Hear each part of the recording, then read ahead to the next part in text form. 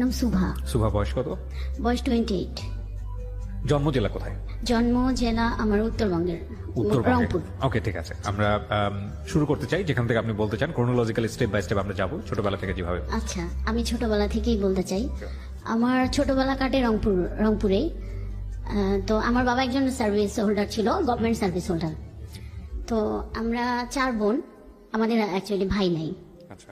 তো ছোটবেলা থেকে আমাদের ফ্যামিলিটা কিন্তু একটু রেস্ট্রিক্টেড, মানে আমার বাবা একটু রেস্ট্রিক্টেড, প্লাস হচ্ছে রেস্ট্রিক্টেড বলতে মানে কি বলে, মানে কনজারভেটিভ। হ্যাঁ, কনজারভেটিভ। ওকে, কনজারভেটিভ। তো আমার স্কুল কাটে রংপুরে। আমি যখন ক্লাস 1-এ ভর্তি হই তখনই আমার বাবা ট্রান্সফার হয়ে রংপুরে চলে আসে, মেইন শহরে চলে আসে। ইভেন আমার বাবা ওইখানে হচ্ছে পরে আস্তে আস্তে ওখানে সেটেল হয়ে যায় আর কি। আচ্ছা। তো আমি রংপুরের একটা নামকরা স্কুলেই পড়ি। তো সেখানে আমি খুব ভালো স্টুডেন্ট ছিলাম, মানে ক্লাস 1 থেকে 5 পর্যন্ত আমি, মানে আমার মনে হয় না যে আমি কখনো সেকেন্ড হয়েছি। জি, আমি ফার্স্ট হয়েছি। এবং হচ্ছে ক্লাস 5-এর বৃত্তি পরীক্ষা আমি স্কলারশিপও পেয়েছি। Very good. বাট এইটা যে আমি স্কলারশিপটা পাবো আমি কখনো চিন্তা করি নাই, কারণ আমার ধারণা ছিল যে মনে হয় পাবো না। কিন্তু আমার আব্বু সবসময় বলতো যে না, পাবা না কেন। তো সেক্ষেত্রে আমার আব্বুর একটা বিরাট ভূমিকা আছে। দেখা যায় তো আব্বু সারাদিন অফিস করার পর এসে আমাকে পড়াইতো। হ্যাঁ, তো সেক্ষেত্রে আমার একটু বিরক্ত লাগতো। ছোট মানুষ ছিলাম তখন, একটু খেলতে যাইতে পারতাম না। তো আমি আম্মুকে বলতাম যে আম্মু, সবাই খেলে, আমি কবে খেলতে পারবো। আর আমাদের বাসা, আমাদের আমাদের অফিস থেকে, মানে আব্বুর অফিস থেকে আমাদের একটা কোয়ার্টার দিয়েছিল, সরকারি কোয়ার্টার। তো আমরা আমাদের ছোটবেলা ওইখানেই বেড়ে ওঠা। তো দেখা যাইতো যে আমার আরো যে 2টা ছোট ছোট বোন আছে, তারা খেলতো, আমি খেলতে পারতাম না। এই কারণে আমার নানান কমপ্লেন ছিল আমার আম্মু আব্বুর প্রতি। তারপরে এই আর কি, ওখান থেকে আমি খুব ভালো রেজাল্ট নিয়ে স্কুল শেষ করলাম। তারপরে আমি একটা গভর্নমেন্ট স্কুলে ভর্তি হইলাম। হওয়ার পর ওইখানে আমি ক্লাস, মানে এসএসসি পর্যন্ত খুব ভালোভাবেই আমার পড়াশোনা ছিল। তো এর মধ্যে নানান ধরনের প্রপোজাল পাই, যেটা হয় আর কি। তো আমার তখন কিন্তু সেই মুহূর্তে ওই ধরনের কোনো ইচ্ছা ছিল না, বুঝারও বয়সও হয় না, ইচ্ছাও ছিল না। কিন্তু আমার ভাল লাগতো, আমি খুব এনজয় করতাম। এবং প্রত্যেকটাই হচ্ছে আমি আমার আম্মুকে গিয়ে বলতাম, আম্মু জানো অমুক একটা ছেলে আজকে স্কুলে আসতে আমাকে চিঠি দিয়েছে। এবং প্রত্যেকটা চিঠি কিন্তু আমার আম্মু পড়তো। তো মানে আমার বাবাকে খুব ভয় পাইতাম। মানে যত স্কুল এসএসসি পর্যন্ত এসে আমার বাবার সাথে একটু গ্যাপ ক্রিয়েট হয়েছে, মানে তো একটু বড় হয়ে গেছি, তখন মনে হচ্ছিল যে একটু নিজের মতো চলবো। তো এইভাবে আমার স্কুল লাইফটা শেষ হলো। এসএসসিও আমি মোটামুটি খুব ভালো করে মানে পাশ করে গেছি, যেটা এক্সপেকটেশন ছিল সেটা হয়তো পারি নাই, বাট রেজাল্ট খুব খারাপও হয় নাই। আচ্ছা। তো এরপরে আসলো আমার মেইন পয়েন্টও না, মানে আমার কলেজ জীবন। আমি গভর্নমেন্ট সরকারি ওমেন্স কলেজে ভর্তি হইলাম। ওখানেও ভর্তি হওয়ার পরে এই যে এখান থেকে কিন্তু আমার বাবার সাথে আমার আরো একটু বেশি গ্যাপ ক্রিয়েট হইলো। কারণ আছে কি? কারণ আছে বলতে, এই যে মানে আমি খুব ভালো স্টুডেন্ট ছিলাম, আমি সায়েন্স নিয়ে পড়াশোনা করছি। তো আমি খুব ভালো একটা স্কুলে চান্স পাইছিলাম। আনফরচুনেটলি আমি সায়েন্সে চান্স পাই নাই, আমি আর্টসে চান্স পাইছি। কিন্তু আমার আব্বুর খুব ইচ্ছা ছিল আমার একটা মেয়ে ডাক্তার হবে। ও এর মধ্যে একটা কথা বলি, সেটা হচ্ছে আমার বড় আপুর কিন্তু ক্লাস 9-এ কি 10-এ বিয়ে হয়ে গেছে, কারণ আমার বড় আপু খুব সুন্দরী ছিল। মানে এত পরিমাণ ছেলেদের অত্যাচার ছিল আমাদের, ফ্যামিলি থেকে দিয়ে দিয়েছে। কিন্তু আমার বড় আপু মানে বিয়ের পরেও কিন্তু সে কিন্তু মাস্টার্স কমপ্লিট করছে। আমার দুলাভাই বাইরে ছিল। তো এর মধ্যে আমি, বড় আপু তো শ্বশুর বাড়িতে চলে গেছে, ওখান থেকে পড়াশোনা, তো সে তার মতো আর কি সংসার জীবন করতেছে। তো আব্বু এখন চিন্তা করতেছে আমার একটা মেয়েকে তো আমি অনেক তাড়াতাড়ি বিয়ে দিয়ে দিছি, আর ওই মেয়েটার থেকে আমার এই মেয়েটা অনেক ভালো, পড়ালেখায় অনেক ভালো, বাকি 2টা তো এখনো ছোট ছোট। তো আব্বুর এটা ছিল যে তুমি সায়েন্স নাও। এখন আমার কথা হলো যে আমি খুব ভালো একটা স্কুলে চান্স পাইছি, মানে আমি ওই স্কুলটা ছাড়তে চাইতেছিলাম না। সায়েন্স আর্টস কোনো ফ্যাক্ট না, কিন্তু আব্বু এটা নিয়ে খুব একটু রিয়াক্ট করছে। আমি আর আম্মু অলমোস্ট ভর্তি হইতেও গিয়েছিলাম ওই স্কুলে। ঠিক যে টাইমে আমি ফর্মটা ফিল আপ করবো, ওই টাইমে আব্বু ফোন দিয়ে আম্মুকে বলছে যে না, আমি ওখানে পড়াবো না, তুমি ওকে নিয়ে আসো। আর ছোটবেলা থেকে আমরা যেটা দেখতাম যে আব্বু একটু খুব রাগী, আব্বু যেটা বলতো আম্মু সেটাই করতো, আর আমরা সেটাই করতাম। তো আম্মু আমাকে বললো যে যাই হোক, তোমার বাবা যেটা চাইতেছে সেটাও তো খারাপ না, তুমি একটু চেষ্টা করো, পাবা। কিন্তু আমার কেন জানি ভাইয়া তখন হয়েছিল যে আমি হয়তো সায়েন্সটা নিয়ে পড়তে পারবো না। কেন জানি আমার মনে হয়েছে যে আমি হয়তো এসএসসিটা যে পরিমাণ একটা রেজাল্ট আমার আশা ছিল সেটা হয় নাই, আমি মনে হয় সায়েন্সটা পারবো না। আমি আম্মু আব্বুকে কাউকেই বুঝাইতে পারিনি। আচ্ছা। তো আব্বু আমাকে কি করলো, নিয়ে আসলো ওখান থেকে। নিয়ে আসার পর আমি সায়েন্সে ভর্তি হইলাম। এক পর্ব খুব জোর করেই ভর্তি হইলাম। আচ্ছা। আমার মনটা ওইখানে একটু ভেঙে যায় যে আমাকে চাপাই দিল। যাই হোক, বাসা থেকে ক্লাস করতেছিলাম। বাসা থেকে ক্লাস করতে আমার একটু অসুবিধা হচ্ছিল, কারণ কলেজটা একটু অনেক দূরে ছিল। একটা সময় আমি আব্বুকে গিয়ে বললাম, আব্বু আমার বাসা থেকে কলেজটায় যেতে অনেক সমস্যা হয়, তো আমি যদি একটা হোস্টেলে উঠি। আমাদের কলেজে হোস্টেল ছিল। তখন কি সেটা রংপুরে? জি ভাইয়া, রংপুরে। তো আব্বু বলছে যে না, কি এমন অসুবিধা হয়, আমি তো তোমাকে প্রতিদিন বাইকে করে নামাই দিই। আচ্ছা। আমি বলছি, আব্বু প্রতিদিন বাইকে করে নামাই দিলে অনেক সময় হয় কি ক্লাসটা যেতে লেট হয়ে যায়, আর বাসায় আসতে আসতে আমারও খুব টায়ার্ড লাগে, পরে আর মানে রাতে বেশিক্ষণ আমি পড়তে পারি না, ঘুমাই যাই। তো এরকম করে করে 6 মাস আমি বাসা থেকেই ক্লাস করছি। 6 মাস পরে আমাদের এমনি একটা পরীক্ষা হয়। সে পরীক্ষাটার মধ্যে আমি খুব একটা ভালো রেজাল্ট করতে পারি নাই। তখন কিন্তু আমাদের রেজিস্ট্রেশন হয় নাই। তো সেখানে আমি কেমিস্ট্রি, এটা আমার মাথায় কিছুই ঢুকতো না। অন্যান্য সাবজেক্ট আমার কোনো প্রবলেম নেই, কিন্তু কেমিস্ট্রি বুঝতাম না। হ্যাঁ, কেমিস্ট্রিটা আমার মাথায় ঢুকতো না। আমি 6 মাস ক্লাস করার পর আব্বুকে বলছি, আব্বু এখনো তো রেজিস্ট্রেশন হয় নাই, আমি কিন্তু চাইলে চেঞ্জ করতে পারি, কারণ আমার মনে হয় যে আমার কেমিস্ট্রিটা একদমই মাথায় ঢুকতেছে না। তো আব্বু বলতেছে না না, সমস্যা নেই, আমি আরো 2টা মাস্টারের জায়গায় আরো 3টা মাস্টার রাখবো। মানে ওনার মেন পয়েন্টটা ছিল আমাকে ডাক্তার বানাবে, যেভাবেই হোক। তো এরকম করে আমি আব্বুকে বুঝাইতে পারলাম না। আমি রেজাল্টও এদিকে খুব একটা ভালো হইল না, হোস্টেলে চলে গেলাম। হোস্টেলে সিট পাইতে অনেক কষ্ট করতে হয়েছে, কারণ অলমোস্ট তখন ফুল, কোনো রুম পাই নাই। তখন আমার ওই হোস্টেলের একজন আমার রিলেটিভ ছিল, আমার সম্পর্কে মামা হয়। আব্বু ওনার সাথে কথা বললো যে আমার মেয়ের তো এরকম আসতে খুব অসুবিধা হয়, আপনি যদি একটা ব্যবস্থা করেন। পরে আব্বুকে বললো যে ভাই, এই মুহূর্তে তো আমরা কোনো রুম দিতে পারবো না, তবে গণরুমে ওকে একটা মানে সিট দিতে পারবো। যখন কোনো একটা রুম খালি হয়ে যাবে, কোনো একটা মেয়ে চলে যাবে, তখন আমরা তাকে সেখানে শিফট করতে পারবো। তো প্রথমে কিন্তু খুব ভালো লাগতেছিল যে হোস্টেলে আসবো, একটা স্বাধীন জীবন, স্বাধীন জীবন, হ্যাঁ, খুবই ভালো লাগতেছিল। কিন্তু যেদিন আব্বু আম্মু আমাকে মানে হোস্টেলে নিয়ে আসার পর আব্বু আম্মু যখন চলে গেল, তখন না মনের ভিতরে একটা মানে বাবা মা যে নাই, থাকবে না কাছে, এটা ফিল করে আমার খুব কান্না পাইলো। পরে আব্বু বললো যে আচ্ছা তুমি কান্নাকাটি করো না, আমার তো অফিস এদিকেই, আমি যাওয়ার সময় একবার দেখা করে যাব। আর আম্মু তো জানেনি ভাইয়া মায়েরা কি হয়। পরে আম্মু আব্বুকে বলতেছিল যে মেয়েটাকে জোর না করলেও পারতা। যাই হোক, হোস্টেল জীবন আসলাম।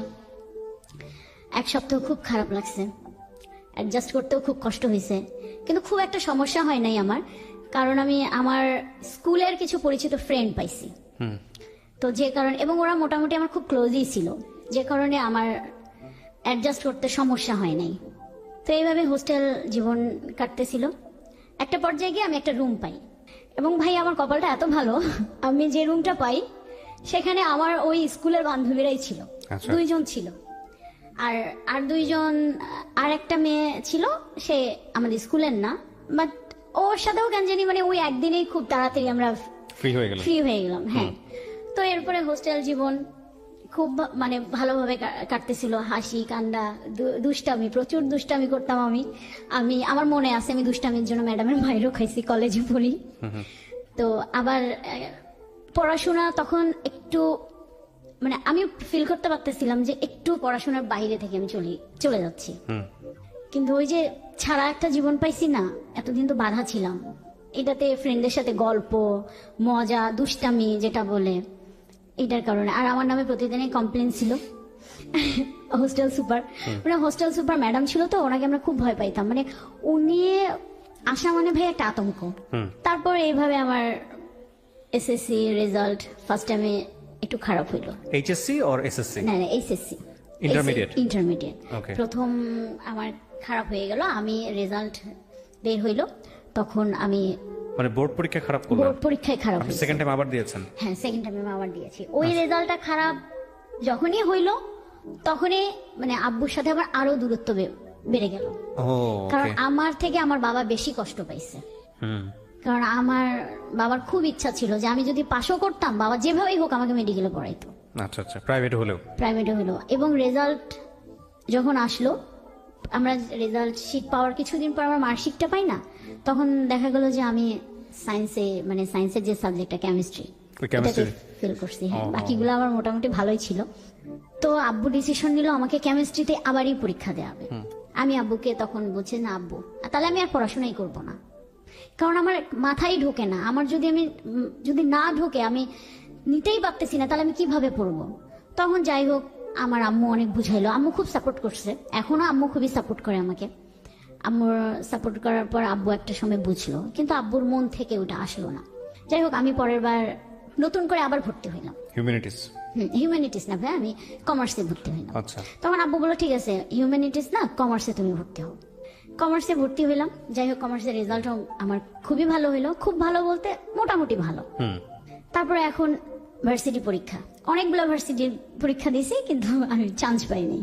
ঢাকা ভার্সিটিতে আমি ইংলিশে ফেল করছি, নাহলে আমার অনেক ভালো স্কোর ছিল। ইংলিশে ফেল না করলে আমার মনে হয়ে যাইতো। এইটাতেও আব্বু বড় একটা ধাক্কা খাইল। তারপরে আমি তখন চিন্তা আসলো, আমার সব ফ্রেন্ডরা ঢাকায় ভর্তি হইতেছে, আমি ঢাকায় ভর্তি হব। আব্বুর আগে বললো, আমি তোমাকে আর ঢাকা টাকা কোনো কিছু নেই না, রংপুরে আমাদের এখানে রংপুরে আমাদের এখানে ভার্সিটিও আছে, যেটা রোকেয়া বিশ্ববিদ্যালয় এখন হয়েছে, আর খুব ভালো একটা নাম করা জাতীয় বিশ্ববিদ্যালয় আছে। তো বললো যে এই দুইটার মধ্যে তোমাকে আমি একটা ভর্তি করাই দেবো। কিন্তু আমার ওই যে ঢাকায় আসবো আমি, সব ফ্রেন্ডরা ঢাকায় গেছে, ওরা সবাই ঢাকা থেকে বাসায় আসবে, আমার সাথে দেখা হবে, আমি এখানে এখনো পড়ে আছি। কারণ মানে এমনও স্টুডেন্ট ঢাকায় ভর্তি হয়েছে, আমার কাছে ওইটাই মাথার মধ্যে ঢুকছে যে তারা আমার থেকে মানে অনেক খারাপ স্টুডেন্ট ছিল। আমি তো ভালো ছিলাম, আমি কেন ঢাকায় পড়বো না? সে এসে বলবে আমি ঢাকায় পড়ি, আমার এটা কেমন লাগবে না? এই একটা জেদ থেকে আব্বু আমার জেদের কাছে পারলো না। আর আব্বু বলছে, ঠিক আছে আমি ঢাকায় তোমাকে ভর্তি করাই দিই। তো আমার এক ভাইয়া তখন মার্চেন্ডাইজিং এ পড়াশোনা করে শান্তমরিয়ামে, ভাইয়ের সাথে কথা বললো। আমাদের ঢাকায় তখন মোটামুটি রিলেটিভ থাকলেও মানে ওই রকম কারোর সাথে তেমন কোনো আমাদের যোগাযোগ ছিল না। আমার ওই ভাইয়া ছিল আমার মেজো মামার ছেলে। তো আব্বু ভাইয়ার সাথে কথা বললো। তো ভাইয়া আমাকে বললো, আচ্ছা ঠিক আছে, মানে আব্বুকে বললো যে ঠিক আছে ফুপা, আপনি তাহলে ওকে নিয়ে আসেন, আমি দেখি এখানে ফর্ম। তো আমার আবার ইচ্ছা ছিল ফ্যাশন ডিজাইনিং এ পড়বো, শান্তমরিয়াম। তো শান্তমরিয়াম ফ্যাশন ডিজাইনিং এ পড়বো। আব্বু এটাতে রাজি হইলো যে আচ্ছা ঠিক আছে পড়ো, এখন আমি তোমাকে কোনোটাই বাধা দেবো না, তোমার যা ভাল লাগে তুমি পড়ো, কারণ you are out of my track. হ্যাঁ, পরে ফ্যাশন ডিজাইনিং এ পড়বো, এই একটা খুবই মানে এক্সাইটেড। আমি ঢাকায় আসলাম, যেদিন আমি ভর্তি হব ওই দিন আমি ফর্ম ফিল আপ করবো, ঠিক ওই মুহূর্তে আবার আমার বাধা। আমার ওই ভাই আমার বাবাকে বুঝাইলো, না না ফ্যাশন ডিজাইনিং এ মেয়েরা পড়ে না, তো মেয়েরা উচ্ছৃঙ্খল, মানে খুবই অধ্যত টাইপের হয়, তো দরকার নেই, ওকে বিবিএতে ভর্তি করাই দেন।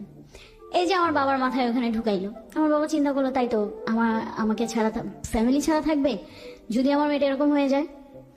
তো আমাকে ওইখানে আব্বু আবার বললো যে না, ফ্যাশন ডিজাইনিং এ পড়া যাবে না, তুমি এটাতেই ভর্তি হও, না হলে তুমি আমার সাথে চলো। কি আর করার, ভার্সিটিতে ভর্তি হইলাম। প্রথম ক্লাস সবকিছুই মিলে খুবই ভালো লাগলো। তো আমাদের ভার্সিটিতে হয়েছে কি ভাইয়া, একটা আমার 5 জনের একটা গ্রুপ হয়েছে। আর আমার না ছোটবেলা থেকে একটা খুব মানে কি বলবো, আমি মেয়েদের সাথে খুব কম মিশতাম, জানি না কেন। মানে আমার ছেলে ফ্রেন্ড ছিল প্রচুর, ছেলেদের সাথে আমি কমফোর্ট, এটা হয় ন্যাচারালি, যার যেটা ভালো লাগে। তো আমার ওই গ্রুপের মধ্যেও দেখা গেছে যে মানে আমি আর আমার একটা বান্ধবী আর বাকি 3টা। তো এরকম চলতেছে। এদিকে মানে ফ্যামিলি থেকে আমার বাবা ওই যে মন খারাপ করার পর আমার সাথে একটু কম কথা বলে, তারপরে জোর করে ঢাকায় আসছি। কিন্তু আমাকে সাপোর্ট করছে পড়াশোনা, আমার পড়াশোনার খোঁজ খবর আমার বাবা ভার্সিটি পর্যন্ত নিছে, যে কারণে হয়তো আমি পাশ করে গেছি বা মানে এতদূর আগাইতে পারছি। তো আমি ভার্সিটি লাইফে ফাঁকি দিতে পারিনি, কোনো স্কোপ ছিল না। বাবা রংপুরে থাকলেও দেখা যেত যে আমাকে ওইখান থেকে কন্ট্রোল করতো। আমাকে ফোন দিছে একটা, জাস্ট খুব নর্মাল। আপনি শান্তামরিয়ামে যখন পড়তেন তখন থাকতেন কোথায়? আমি তখন সাবলেট? হ্যাঁ, তখন না, ফার্স্ট টাইমে আমি হচ্ছে আপনার হোস্টেলে উঠছিলাম, কিন্তু আমার 6 মাস পরে তখন তো আমি নতুন ঢাকায়, আর আমি কিছু বুঝিও নাই। আমার পানিতে একটা প্রবলেম হয়েছিল, যেটা হয় আর কি সাধারণত ঢাকায় আসলে। শুধু জন্ডিস না, আমার অনেকগুলো রোগ হয়েছে। তো আমার টাইফয়েড হলো, এবং এত খারাপ অবস্থা, আমি আইসিইউতে ছিলাম। আচ্ছা।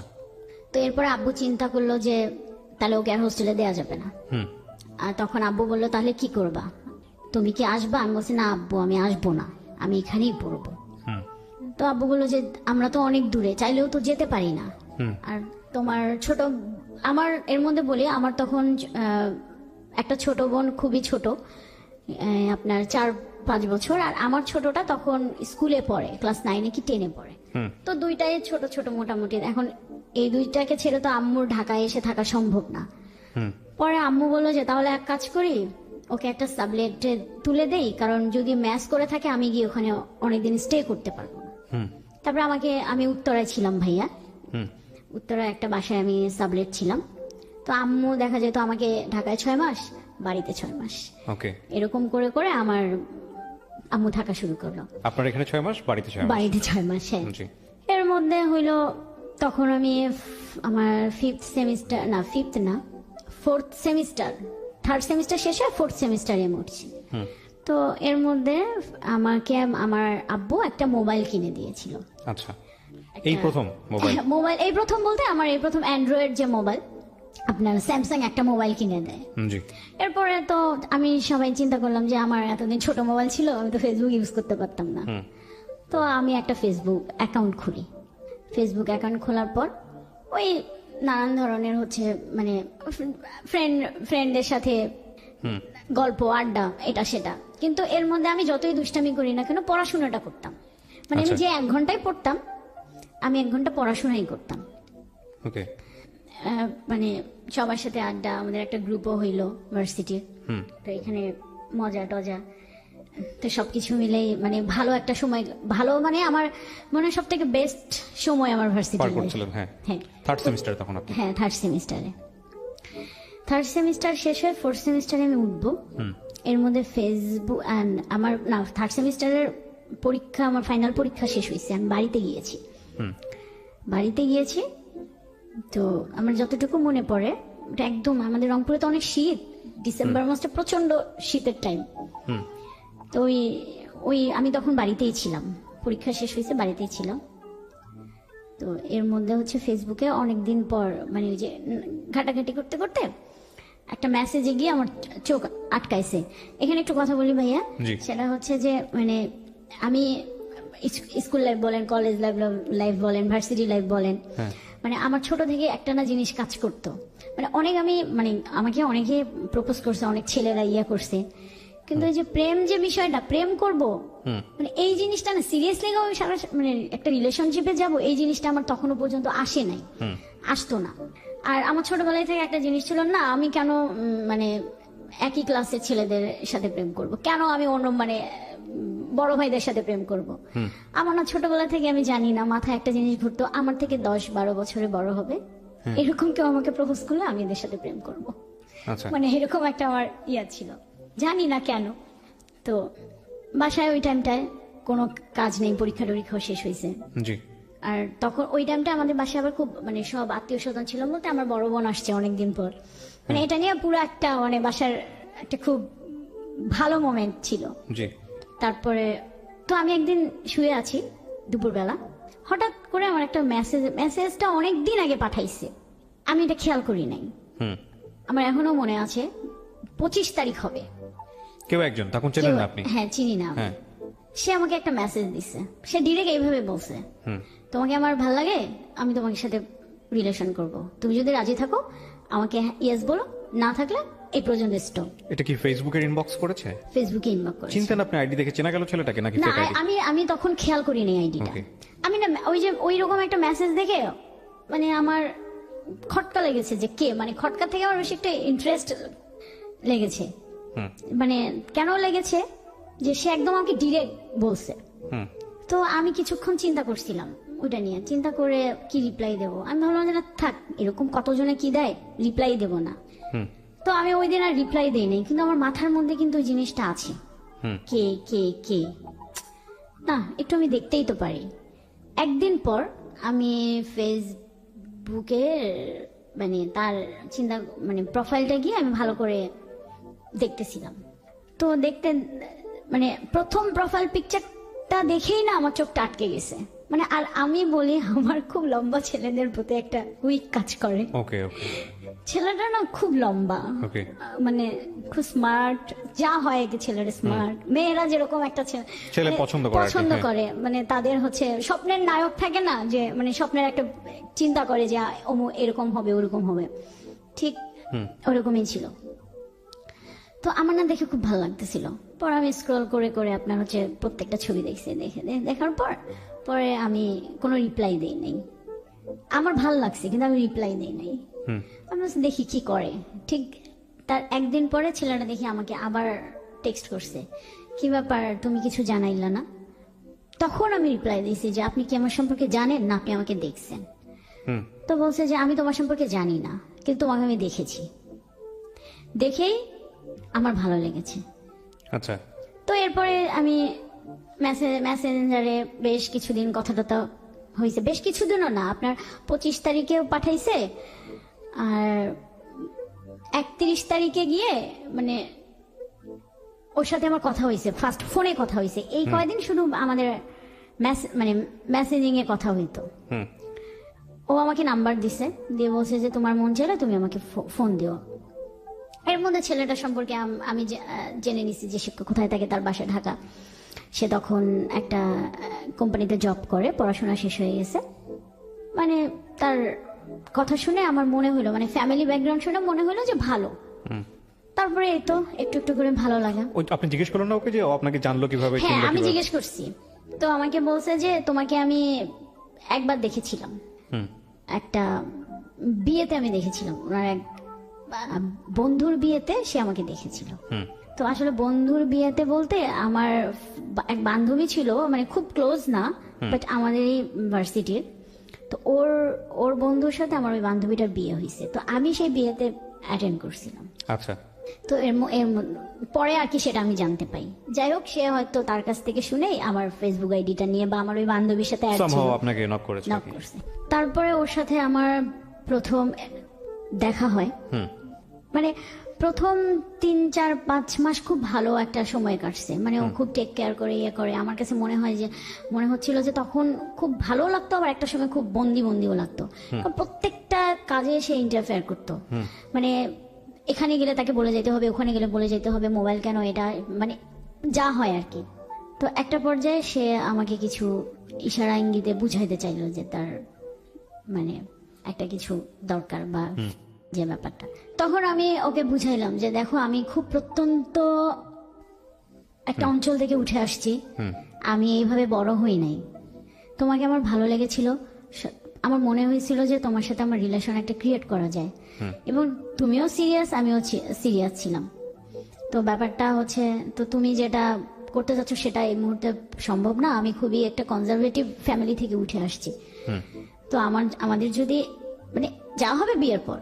কিন্তু সে তখন ঠিক আছে, ওকে আমি তোমাকে একটু পরীক্ষা করলাম, দেখি এখনকার মেয়েরা অনেকে হয়, এইভাবে সে আমার ব্রেন ওয়াশ মানে করতো। সব থেকে ব্যাপার যেটা ভাই আমার জন্য খুবই একটা মানে শকিং একটা ব্যাপার, সেটা হচ্ছে যে ওর সাথে আমার ব্রেকআপ হওয়ার কারণটা হলো, আমার যে খুব ভালো ফ্রেন্ড ছিল, সামহাউ সে তার সাথে কোনো একটা ভাবে কানেক্ট হয়ে যায়। আচ্ছা কানেক্ট হওয়ার পর তাদের মধ্যে একটা রিলেশন ক্রিয়েট হয়, যেটা আমি জানতাম না। মানে মানে সে আমাকে বুঝতে দেয়নি, মানে হয় না যে অন্যদিকে ডাইভার্ট হয়ে গেলে আমার দিক থেকে সরে আসা বা একটু সময় কম দেওয়া, মানে আমি কোনোভাবেই বুঝতে পারিনি।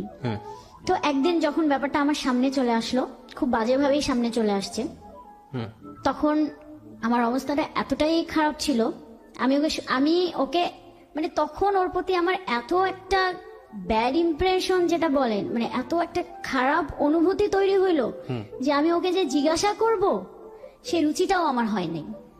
মানে আমার কাছে মনে হলো যে এটাই কি লাইফের একটা পার্ট, এটার জন্য কি মানে এত বড় একটা মানে সে আমাকে কষ্ট দেবে?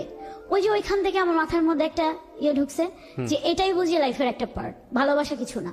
আমার তো কোনো কমতি ছিল না, কিসে কমতি, এটাই আমার সবসময় মনে হইতো।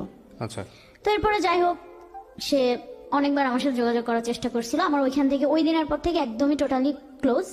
এরপরে আমার মাঝখানে খুব বাজে একটা অবস্থায় গিয়েছিল, কারণ রিলেশন ব্রেকআপ হয়ে গেছে, একটা এতদিনের অভ্যাস আমার এই একটা ঘটনাকে কেন্দ্র করে আপনার রিলেশনশিপ ব্রেকআপের দিকে চলে গেল। চলে গেছে। ওকে, তো তখন আমি চিন্তা করলাম, না আমি আর কোনো রিলেশনশিপেই জড়াবো না, আমার এসবের দরকার নাই, আমি পড়াশোনা করি। আচ্ছা, বাট এটা নিয়ে আপনার মধ্যে মেন্টালি কোনো ইফেক্ট তৈরি হলো না? মেন্টালি ইফেক্ট তৈরি হয়েছিল, কিন্তু তখন আমার ফ্রেন্ড আমাকে খুব সাপোর্ট দিছে যে তুমি পড়াশোনায় মনোযোগ দাও, অন্য কোনো মানে কাজকর্মে বেশি বেশি করে তুমি ইয়া করো, ফোকাস করো, Okay. পড়াশোনাটা করো। ওকে, তারপরে আমার সব থেকে, আমি আম্মুর কথা না বললেই হয় না, আম্মু আমাকে খুবই সাপোর্ট করছে। ওকে, বাট আপনি শেয়ার করেছিলেন সবার সঙ্গে যে হ্যাঁ, আমার আমি এরকম আমার একটা আম্মুর সাথে ঘটনা। শেয়ার করছি। Okay, fine, আম্মু very- খুবই very- সাপোর্ট করছে, আম্মু আমার সাথে ফ্রেন্ডের মতো মেলামেশা করছে। জি। তো যে কারণে না মানে আমার ফ্যামিলি বলেন, আমার ফ্রেন্ড সার্কেল বলেন, আমি না খুব তাড়াতাড়ি ওইটা কাটায় আসছি। কিন্তু ভাইয়া কাটায় আসলে ওই যে আমার মাথার মধ্যে ওইটা চেপে বসছে যে আসলে ভালোবাসা কিছু নাই, ভালোবাসা যদি আমরা ধরে রাখতে চাই তাহলে এটা দরকার, নাহলে এত ভালোবেসেও আমি একটা মানুষকে কেন ধরে রাখতে পারলাম না। আচ্ছা, আমার মাথার মধ্যে ওইটা চেপে বসছে। যাই হোক, তারপরে আমার এরকম কোনো ইয়ে ছিল না। আমি পড়াশোনা শেষ করলাম আমি 2016-তে, হ্যাঁ, আমার বিবিএ শেষ হয়ে গেল। ওকে, এর মধ্যে আমি মানে জব সার্চ করতেছিলাম যে পড়াশোনা তো হয়ে যায়, আমি একটা জব সার্চ করি। ওকে, তো জব সার্চ করতে করতে সামহাও আমি একটা জবে ঢুকে পড়ি। ওকে, ওখানে আমার জব ভালোই চলতেছিল, আমার কোনো মানে অন্য কোনো প্রবলেম ছিল না, মানে রিলেশনশিপ এগুলো ধরনের কোনো প্রবলেম নাই। ফ্যামিলির সাথে আমার আন্ডারস্ট্যান্ডিং ভালো, আমার ফ্রেন্ডদের সাথে আমার আন্ডারস্ট্যান্ডিং ভালো, এই যে দুষ্টামি মজা, ফ্যামিলি ফ্রেন্ড, খুবই ভালো একটা জীবন আমি পার করতেছিলাম। ওকে প্রিয় শ্রোতা, ছোট্ট একটা বিরতি নেবার আগে আপনাদের সবার জন্য বলছি, ঢাকা এফএম এর আরো একটি ইউটিউব চ্যানেল যেখানে আপনারা আমাদের এই অনুষ্ঠানগুলোর ভিডিও কন্টেন্ট দেখতে পাবেন। আপনারা সবাই চ্যানেলটি সাবস্ক্রাইব করুন। আমাদের চ্যানেলটির ঠিকানা হচ্ছে www.youtube.com/iloveDhakaFM। আমার এই অনুষ্ঠানগুলোতে যদি আপনি অংশগ্রহণ করতে চান, আমাদেরকে ফোন করবেন। আমাদের ফোন নাম্বারটি হচ্ছে 09611904904।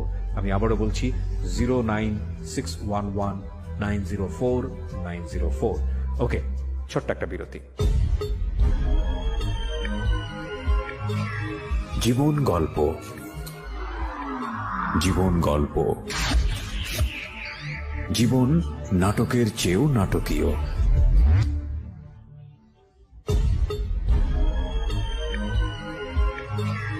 জীবন গল্প। Welcome back once again. প্রিয় শ্রোতা, আপনারা শুনছেন জীবন গল্প। আমি আরজি কিবরিয়া আপনার সঙ্গে রয়েছি। আমার এই অনুষ্ঠানগুলোতে যদি আপনি অংশগ্রহণ করতে চান, আমাদেরকে ফোন করবেন। আমাদের ফোন নাম্বারটি হচ্ছে 09611904904। আমি আবারও বলছি 09611904904। ওকে, আমরা যেখানটায় ছিলাম তারপর হঠাৎ ওই কাজের সূত্রে আমার অফিস থেকে, আমার অফিসের একটা ফেব্রিক্সের প্রবলেম হয়েছিল। আমার এমডি স্যার তখন সিঙ্গাপুরে ছিল। আচ্ছা, তো আমি যেহেতু ওখানকার মার্কেটিং ম্যানেজার হিসেবে ছিলাম, তো স্যার আমাকে বলছে যেহেতু তোমার আন্ডারের এটা কাজ, তো আমি চাই ব্যাপারটা তুমি হ্যান্ডেল করো, আর যেহেতু আমিও এখন দেশের বাইরে। তো আমি বললাম ঠিক আছে স্যার, আমি দেখি স্যার আমি কতটুকু করতে পারি, আমি ট্রাই করব আমার মতো করে। আমি তো ওই প্রথম দিনই আমার ওনার সাথে দেখা, আমি ওই একটা প্রবলেম নিয়ে আমাদের যে প্রোডাকশন ম্যানেজার ছিল ওনাকে নিয়ে আমি ওনার অফিসে যাই। আচ্ছা, আমি এখানে একটু ছোট্ট করে বলি, একটা ফ্যাব্রিক্সের ডিজাইনের ভুল হয়েছিল, মানে একটা ডিজাইন পুরাটাই উল্টা হয়ে গেছে। তো এটা তো কোনোভাবেই তো বায়ার অ্যাকসেপ্ট করবে না, কিন্তু আমার মালিকের কথা হলো এটা বায়ারকে অ্যাকসেপ্ট করাইতে হবে। আচ্ছা, কিভাবে করাবা, কোন মানে ব্রেন খাটাইলে, বুদ্ধি দিয়ে এটা তুমি চালাইতে পারবা, কারণ এখানে আমার অনেক প্রফিট লস হয়ে যাবে। আচ্ছা, তো এটা হচ্ছে তুমি ম্যানেজ করো, আমি মনে করি তুমি পারবা। ওকে, তো আমি ওইটা নিয়ে ওনার সাথে কথা বললাম, ফোনে কথা বলি ফার্স্ট টাইমে। অ্যাজ ইউজুয়াল স্যার, অ্যাকচুয়ালি যা হবার হয়ে গেছে, একটু দেখেন স্যার কোনোভাবে ম্যানেজ করে। আমি ওনাকে চাচ্ছিলাম যে কনভিন্স করে ম্যানেজ করে উনি বায়ারকে কনভিন্স করুক, আমার জিনিসটা যেন শিপমেন্ট হয়ে যায়, নাহলে আমার কোম্পানি সত্যি একটা খুব বড় একটা লস খেয়ে যাবে। পরে উনি বললো আচ্ছা আপনি এক কাজ করেন। আর সব থেকে মজার ব্যাপার হলো উনি আমাকে যতই বুঝাইতেছিল ডিজাইনটা, আমি ঠিক তার উল্টা বুঝতেছিলাম। আচ্ছা একটা পর্যায়ে উনি খুবই বিরক্ত। উনি আমাকে বললো তুমি ইয়া করো, আপনি ইয়া করেন, আপনাকে ফোনে আমি বুঝাইতে পারবো না, আপনি আপনার টিম নিয়ে আমার অফিসে চলে আসেন। আচ্ছা আমি পরে বললাম ঠিক আছে স্যার, তাহলে আমি আজকে আর যাবো না, কালকে একদম সকালে আমি আপনার অফিসে চলে যাই। ওকে আমি ওনার অফিসে চলে গেছি, মানে ওনার অফিসে যাই, আমি আমার টিম নিয়ে বসে আছি। তো সব এখানে একটা মজার কথা বলি, ওনার যে নাম, ওই নামে ওই অফিসে আরো 4 জন। ওকে আমি রিসেপশনে বসে আছি, আমি তো তখন পর্যন্ত ওনাকে দেখি নাই, হ্যাঁ। আমার সামনে উনি ঘুরপাক করতেছে। হ্যাঁ আমি যে রিসেপশনে বলছি যে আমি, মানে ওনার নাম বলছি যে আমি অমুক স্যারের সাথে দেখা করতে আসছি, তো ওনারা, আমি এখানে একটা ছোট্ট ভুল করি, মানে আমি ওনার পুরা নামটা বলি নাই, না বলে জাস্ট একটা নামের পার্ট বলছি। তো যে কারণে ওই নামের পার্টটাই অফিসের আরো 3-4 জন আছে। তো উনি রিসেপশন থেকে আমাকে কনফার্ম করলো, ম্যাডাম আপনি একটু বসেন, স্যার তো বাইরে গেছে, স্যার আসতে একটু লেট হবে। আমি বসে আছি, কিন্তু যে যার কাছে আমি গিয়েছিলাম সে আমার সামনে দিয়ে ঘুরপাক করতেছিল, মানে উনিও আমাকে খুঁজতেছিল যে কি ব্যাপার, ওনার আসার কথা ছিল, উনি এখনো কেন আসতেছিল না। তো এরকম করে 1 ঘন্টা চলে গেছে। যাওয়ার পর উনি আমার সামনে আসছে, আচ্ছা। এসে আমাকে জিজ্ঞাসা করছে যে আমার যদি খুব ভুল না হয় তাহলে আপনি কি সুভা? তো আমি চেয়ার থেকে মানে উঠে দাঁড়ায় ওনার মুখের দিকে তাকায় আছি, এমন ভাবে তাকায় আছি, মানে আমি কি বলবো। পরে আমি খুব আস্তে করে বললাম যে জি স্যার আপনি। বলছে যে আপনি তো আমার কাছেই আসছেন। আমি আর কি বলবো, হ্যাঁ লজ্জায় মানে মাথা একদম নিচু করে ফেলছি। বলছে যে আপনি কি বলছেন রিসেপশনে? আমি বলছি স্যার আমি অ্যাকচুয়ালি এটা বলছি। পরে বললো আচ্ছা আমার ঠিক আছে, সমস্যা নেই, এটা হইতেই পারে, এই নামে 4 জন আছে, তো ওরা বুঝে নাই। যাই হোক, আমরা আমাদের ওই প্রবলেম নিয়েই কথা বলতেছিলাম। উনি খুব হেল্প করছে ওই ব্যাপারটায়। আচ্ছা আমি বললাম যে স্যার এটা একটু দেখেন, আপনি কোনোভাবে বায়ারকে যদি এটা শিপমেন্ট করাইতে পারেন তাহলে আমাদের খুবই প্রবলেম হয়। পরে আমার টেকনিশিয়ান যে ওখানে ছিল, তাদের টেকনিশিয়ান মিলে আমরা ওইখানেই আর কি বুদ্ধি পরামর্শ করতেছিলাম যে কিভাবে এই জিনিসটাকে আমরা সলভ করি। পরে উনি বললো যে দেখেন এইভাবে করতে পারেন, সেক্ষেত্রে হচ্ছে মানে যদি আর কি ওয়াশে যদি আমার জিনিসটা ফেসে না যায়, যদি ফেসে না যায় আমার কোনো প্রবলেম নেই, ফেসে গেলে আমার প্রবলেম, কারণ আমার ওটা আমি শিপমেন্ট করতে পারবো না, বায়ার নেবে না। আর সব থেকে বেটার হয় আপনি এখনই যান, আপনি ডিরেক্ট বাইং অফিসে চলে যান, আমি নাম্বার দিতেছি, দেখেন উনি কি করতে পারে।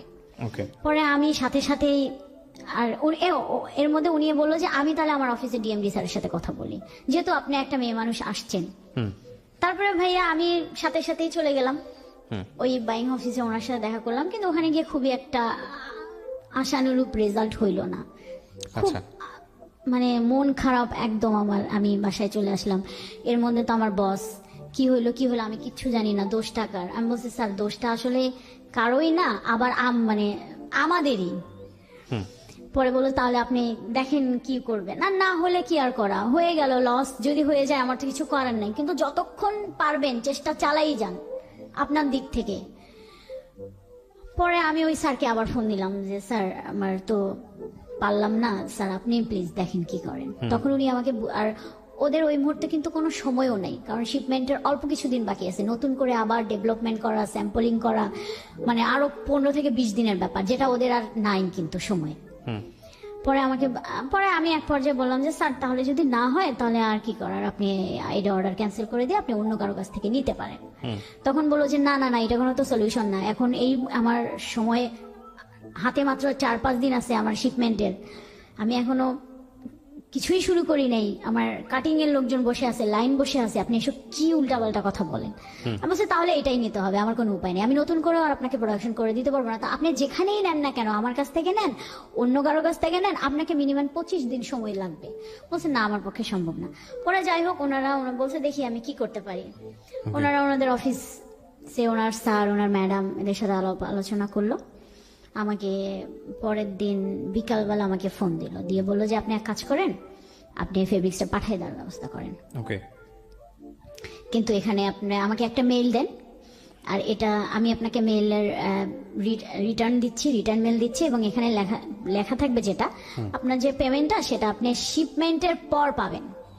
আচ্ছা তার আগে আপনি কোনো পেমেন্টের জন্য ঝামেলা করবেন না, কারণ এই মালটা মানে এই প্রোডাক্টটা ফেব্রিক্সটা আপনার হচ্ছে জার্মানি যাবে, ওইখান থেকে কাস্টমার কিরকম সেল হয় সেরকম তারা ওয়াশ করবে, তারপরে তো তারা যদি চলে তাহলে আমরাও পেমেন্ট পাবো, আপনিও পাবেন। মিনিমাম 6 থেকে 7 মাস সময় লাগবে। এর আগে কোনো ফোন টোন কিন্তু দিয়ে না, আমি দিতে পারবো না। তা বলছে আচ্ছা ঠিক আছে স্যার, সমস্যা নেই, আপনাদের সাথে তো আমার র্যান্ডমলি কাজ হয়, একটা পেমেন্ট আচ্ছা 6-7 মাস আটকা থাকলেও প্রবলেম নেই, কিন্তু আমার লস হইলো না। এরপরে আমি আমার মতো 3-4 মাস তার সাথে আমার কোনো যোগাযোগ নেই, টোটালি কোনো যোগাযোগ নেই, ওকে কোনো ফোন না, কিছু না। হঠাৎ একদিন আমি বলি, জি তারিখটা আমার মনে আছে, 25 তারিখ, ডিসেম্বরের 25 তারিখ 2017 সাল। আমাকে ডিসেম্বর 25 তারিখে আপনার বড়দিন আর কি, তো আমাদের যেটা নিয়ম থাকে প্রত্যেকটা ক্লায়েন্টদেরকে আমরা উইশ পাঠাই বড়দিনে। জি তো আমি ওই একটা টেক্সট সিলেক্ট করে সবাইকে ওইটাই ফরওয়ার্ড করে গণটেক্সট যেটাকে বলে, হ্যাঁ হ্যাঁ। তো ওনাকেও আমি পাঠাইছি, তারপরে না আমার কিছুক্ষণ পর উনি দেখি আমাকে রিপ্লাই দিল। রিপ্লাই দেওয়ার পর আমাদের মধ্যে কথা টথা হচ্ছে। আমার তখন আমার একটা ছবি ছিল হোয়াটসঅ্যাপের যে প্রোফাইল পিকচারটা, ওই প্রথম উনি আমার দিকে ওই ছবিটাতে উনি আমার দিকে ভালো করে তাকায়। আমাকে কিছুক্ষণ পর সে খুব মানে অদ্ভুত একটা কোশ্চেন করছে, আমার কাছে যদিও এটা অদ্ভুত লাগে, জানি না দর্শকদের কাছে কেমন লাগবে। আপনি কি ওই মেয়েটা যে মেয়েটা আমার অফিসে আসছিলেন? মানে আমি প্রশ্নটা শুনে একটু অবাক। আমি আস্তে করে রিপ্লাই দিলাম, জি স্যার আমি ওই মেয়েটা। বলছেন, রিকোয়েস্ট কি না আপনি পাঠিয়েছিলেন? আমি রিকোয়েস্ট পাঠিয়ে নেই, উনি পাঠাইছে। মানে উনি মানে না, এটা ফেসবুকে না তো ভাইয়া, এটা হোয়াটসঅ্যাপের কথা বলি। হোয়াটসঅ্যাপে আমি যে মেসেজটা করছিলাম না, এরপর থেকেই উনি আমাকে রিপ্লাই, এবং আমার যে হোয়াটসঅ্যাপে ছবিটা দেওয়া ছিল সেটা উনি ফার্স্ট ওই দিনে আমাকে নোটিস করে ওই ছবিটাতেই, এবং নোটিস করার পরে আমাকে এই টেক্সটটা করে। পরে আমি ওনাকে রিপ্লাই দেয়, জি। বলছেন না হতেই পারেন না। আমি বললাম যে কেন? বলছেন না হতেই পারে না, এত ডিফারেন্ট হয় একটা মানুষ কিভাবে। এই যে ওইখান থেকে এই একটা ইস্যু নিয়ে ওইখান থেকে আমাদের মানে কথা, ফেসবুকে চ্যাটিং, তখন পর্যন্ত আমরা ফোনে কথা বলিনি। তো এরকম করতে করতে মানে আমি বুঝতে পারতেছি উনি আমাকে কি জানি বলতে চায়, বাট আমি অ্যাভয়েড করে যাই। উনি কি বলতে চায় আমি অ্যাভয়েড করতে যাই। উনি আমাকে শুধু বলে যে আপনাকে আমার একটা কিছু কথা বলার আছে, এই পর্যন্ত। আমি যখনই জিজ্ঞেস করি কি, না থাক অন্য একদিন বলবো। এইভাবে আরো 2 মাস চলে গেল। আচ্ছা যাওয়ার পর একদিন আমাকে বললো যে না আপনাকে নিয়ে আমার অনেক ডাউট আছে। আমি বলছি কেন? বলছে যে তখন পর্যন্ত কিন্তু আমাদের আর ফেস টু ফেস দেখা হয় নাই। বললো যে না। আমি বলছি কেন, আমাকে নিয়ে আপনার কি ডাউট? বলছে আপনি এই মেয়েটা হইতে পারেন না। তো আচ্ছা যদি এই মেয়েটা হন তাহলে এক কাজ করেন, আপনি আমার অফিসে চলে আসেন। আমি তখন বললাম আমি অফিসে যাব, আমার অফিসে যাওয়ার তো একটা রেজন লাগবে। বলছে কোনো সমস্যা নাই, আমি আপনাকে মানে আপনার বসকে সিসিতে রেখে আমি এটা আপনাকে মেইল পাঠাই। ওকে, তাহলে তো এটা আপনার বস দেখলেই তো আপনি তো একটা কারণ পাবেন। তো উনি তাই করলো।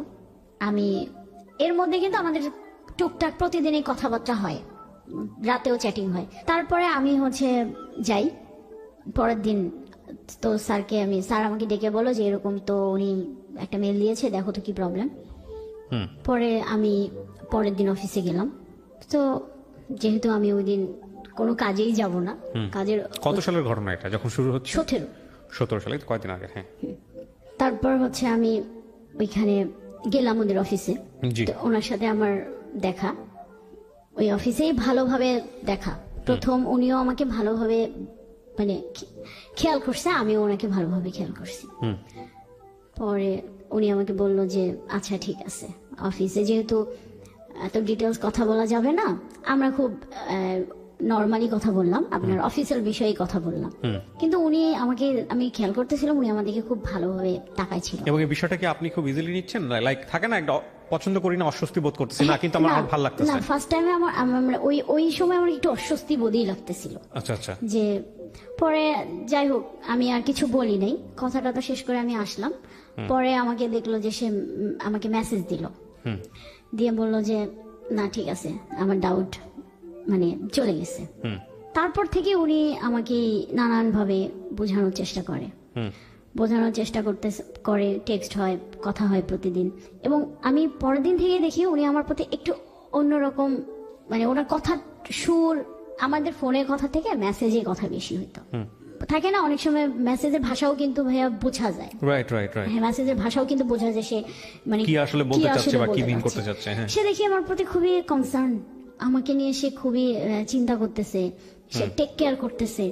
তো তখন তো আমার ওই অফিসে অনেক কাজে প্রেসার, আমি অনেক কাজ করতাম। দেখা যেত যে আমার মানে কাজের ফাঁকে ফাঁকে আমি তাকে টেক্সট করতেছি, সেও কাজের ফাঁকে ফাঁকে টেক্সট করতেছে, নানান ধরনের কথাবার্তা। মানে সে একটু আমার এই যে দুপুর হলে তুমি লাঞ্চ করো, এখন অনেক লাঞ্চ করবা না, কখন করবা, যাও লাঞ্চ করো, কাজ কেন করতেছো। এই যে আমার প্রতি যে তার টেক কেয়ারটা, এইটা না আমার ভাল লাগতেছিল, ভাল লাগছিল। আমার ভাল লাগতেছিল যে সবসময় সে আমাকে টেক কেয়ার করে।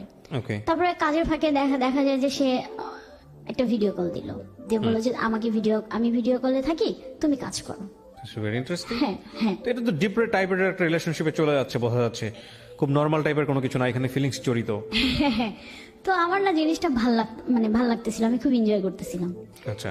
তো এরকম হইতে হইতে আমি বাসায় মানে ওই যে আমি নর্মালি ওয়াইফাই ছাড়া দেখা যেত যে আমার তো ওইরকম কোনো আপনার ইন্টারনেটে তেমন কোনো কাজ নাই। আমি অফিস বাসায় ছাড়া এই আপনার কি বলে বাহিরে খুব একটা ডাটা ইউজ করতাম না প্রয়োজন ছাড়া। আচ্ছা আচ্ছা। তো আমার একদিন একটা মিটিং পড়লো মহাখালীতে, আমি মহাখালী আসছি। এই যে একটা মানে আস্তে আস্তে যে আমি ইনভলভ হচ্ছি, আমি তখন পর্যন্ত সে আমাকে বুঝাইতে চেষ্টা করলো, আমি ফার্স্ট আমি কিন্তু বুঝলেও একটু চাইতেছিলাম যে একটু ডিস্টেন্স ক্রিয়েট করতে, মানে আমি চাচ্ছিলাম না যে এত তাড়াতাড়ি ইনভলভ হয়ে যাইতে। ওকে। তো আমি মহাখালী অফিসে আসছি, সে আমাকে মনে হয় নক করেছিল হোয়াটসঅ্যাপে, আমাকে পাইনি, আমার কাজ শেষ। আমাকে একবার ফোনও দিয়েছিল, আমি ধরিনি, আমি কেটে দিয়েছিলাম। ওকে। তো আমার কাজ শেষ, আমি ব্যাক করব, অফিস ব্যাক করব। আমার সাথে আমার অফিসের এক সিনিয়র আপু ছিল, তো ওনার সাথে আমার খুব ভালো একটা আন্ডারস্ট্যান্ডিং ছিল। মোটামুটি আমরা মানে হয় না, থাকে না কেউ কেউ ভাইয়া যে তাকে সবকিছু বলে একটু কমফোর্ট ফিল হয়। জি। তো আপুটা আমাকে ছোট বোনের মতোই আমাকে খুব ভালোবাসতো, তো সেক্ষেত্রে অনেক কিছুই আমি শেয়ার করতাম। তো এই ব্যাপারটাকেও আমি আপুকে খুব শেয়ার করতাম। আপু জানেন একটা ওই স্যার কিন্তু হ্যাঁ এই যে আমাকে দেখেন কি কি টেক্সট করে, আমি কিন্তু ওনাকে খুবই বলছে ভালো তো স্যার তো দেখি একদম দেওয়ানা হয়ে গেছে, উনি আবার বলতেছিল। এই আমরা দুইজনেই বাসে বসে বসে গল্প করতে করতে আসতেছিলাম, হঠাৎ আমাকে ফোন দিয়েছিল। তখন আমি ফোনটা ধরি, কি ব্যাপার তুমি কোথায়? আমি তো এই তো মহাখালী আসছিলাম একটা কাজে, তোমার মোবাইলে অনেকগুলো টেক্সট করতেছি, তুমি কি পাও নাই? পরে আমি বললাম যে না, আমার তো পাওয়ার কথা না, কারণ তো মোবাইলে ডাটা নাই। কেন ডাটা নেই? পরে আমি বললাম আমি তো বাইরে খুব একটা ডাটা আমার লাগে না, আমার প্রয়োজনও মনে হয় না। পরে বললো ও আচ্ছা ঠিক আছে, সে ফোনটা কেটে দিল। আমি আর ফোনটা ব্যাক করিনি। কিছুক্ষণ পর দেখি সে আমাকে মোবাইলে ডাটা পাঠাইছে। আমি আবার ফোন দিয়েছি, মানে আমার কাছে এটা খুবই অস্বস্তি লাগতেছিল। আমি বললাম কি ব্যাপার, আপনি আমার মোবাইলে কেন ডাটা পাঠালেন, মানে রিসার্চ কেন করে দিলেন? পরে বলছে যে রিসার্চ কেন করে দিলাম সেই প্রশ্নটা পরে, আগে এখন যেটা তোমাকে করতে হবে, এখন থেকে সবসময় 24 ঘন্টা মোবাইলে ডাটা রাখবা। আচ্ছা। মানে মোবাইলের ডাটা ছাড়া তুমি বের হবা না, মানে somehow he is missing you. হ্যাঁ। ওকে। পরে আমি কিন্তু তখনও পর্যন্ত দেখি নাই যে উনি আমাকে অনেকগুলা টেক্সট করছে, আমার ইনবক্স পুরো ফুল হয়ে গেছে, এত বড় বড় টেক্সট। তো আমাকে বললো তুমি এখন কথা বলবা না, তুমি কি আমার টেক্সট দেখছো? আমি বলছি না। তো বলছে তাহলে তুমি ফোন কাটো, কেটে তুমি টেক্সট গুলো দেখো। পরে দেখি যে একটার পর একটা আসতেই আছে। তো আমি কয়েকটা দেখছি, কারণ এত টেক্সট এত বড় বড় ওই মুহূর্তে আমার মানে পড়তে চাইতেছিলাম না, কারণ আমি বলেন জার্নিতে মোবাইল চালাইতে পারি না, আমার মাইগ্রেনের প্রবলেম, তো আমার মাথা খুব ব্যথা করে। তো আমি ওনাকে শুধু একটা রিপ্লাই দিলাম যে বাসায় গিয়ে আমি দেখবো। আমি আমার মতো সে আমাকে মিস করতেছে, বাট তখন পর্যন্ত আমার সেই মিসিং ভাবটা আসেনি। আমি আমার মতো অফিসে গেলাম, কাজ করলাম, বাসায় আসলাম, এর মধ্যে টুকটাক তো কথাবার্তা হচ্ছেই। বাসায় আসার পর সে আমাকে আবার ফোন দিচ্ছে, বাসায় ঢুকছো? হ্যাঁ। তুমি কি টেক্সট গুলো পড়ছো? তো আমি বললাম যে আমি তখন বলছি যে আমি তো মাত্র বাসায় ঢুকলাম, আমি একটু ফ্রেশ হই, তখন আমি উত্তরায় থাকি। তো বললো যে আচ্ছা ঠিক আছে, আর আমিও বাসায় যাচ্ছি। আমার আচ্ছা ঠিক আছে, আপনি বাসায় যান। আমি ফ্রেশ হইলাম, হয়ে টেক্সট গুলা পড়লাম, মানে এত টেক্সট এত বড় বড়, আমার এত কিছু মনে নাই, অনেক বড় বড় তো মনে থাকে না, কিন্তু লাস্টের একটা কথা খুব মানে ভালো লাগছে পড়ে, যে সে আমাকে সারাদিন খুব মিস করতেছিল। তারপরে এরকম করে করে কথা হইতে হইতে আমিও একটা পর্যায়ে ইনভলভ হয়ে গেলাম। মানে আপনি আপনার মানে জায়গা থেকে গ্রিন সিগন্যাল দিলেন। গ্রিন সিগন্যাল দিলাম। Yes, I'm হ্যাঁ, in. এর মধ্যে সে আমার প্রচন্ড টেক কেয়ার করতেছিল, প্রচন্ড ইয়া করতেছিল। টেক কেয়ারের মাত্রা এরকম ছিল, আমি জানি না যে এটা আসলে আমার কোন দিক দিয়ে যাচ্ছিল, ভালোর দিকে না খারাপের দিকে যাচ্ছিল, আমি জানতাম না। সে একটা পর্যায়ে আমাদের রিলেশনশিপটা একটু একটু না মোটামুটি ডিপ হয়ে গেল। তারপরে তখনই আমি জানতে পারলাম, এর মধ্যে কিন্তু আমি কোনোদিনও কোশ্চেন করি নাই। তখন সে আমাকে নিজে থেকে বলছে যে সুমাইয়া আমি একটা কথা বলবো। আমি বলছি ঠিক আছে বলেন। তো সে বলল যে তোমাকে বলা উচিত ছিল, তুমি তো কখনো জিজ্ঞাসা করো নাই। আমি বিবাহিত। এটা সম্পর্ক গড়ানোর কতদিন পরে? সম্পর্ক গড়ানোর আপনার 2 মাস পর। মাত্র 2 মাসের মাথায় সে আপনাকে সে জানায়? আমাকে বলে দিছিল, মানে তার মধ্যে একটা গিলটি ফিল হচ্ছিল। আচ্ছা, তখন আপনাদের সম্পর্কটা কি খুব ডিপ পর্যায়ে চলে না, গেছে? তখনও না, যায়নি? না, তখনও যায় নাই, কিন্তু ভালোবেসে ফেলছি আমরা। আচ্ছা, মনের দেয়া নেয়া হয়ে মনের গেছে। দেয়া নেওয়া হয়ে গেছে। ওকে প্রিয় শ্রোতা, ছোট্ট একটা বিরতি নেবার আগে আপনাদের সবার জন্য বলছি, ঢাকা এফএম এর আরো একটি ইউটিউব চ্যানেল যেখানে আপনারা আমাদের এই অনুষ্ঠানগুলোর ভিডিও কন্টেন্ট দেখতে পাবেন। আপনারা সবাই চ্যানেলটি সাবস্ক্রাইব করুন। আমাদের চ্যানেলটির ঠিকানা হচ্ছে www.youtube.com/iloveDhakaFM। আমার এই অনুষ্ঠানগুলোতে যদি আপনি অংশগ্রহণ করতে চান, আমাদেরকে ফোন করবেন। আমাদের ফোন নাম্বারটি হচ্ছে 09611904904। আমি আবারও বলছি 09611904904। ওকে, ছোট্ট একটা বিরতি। জীবন গল্প।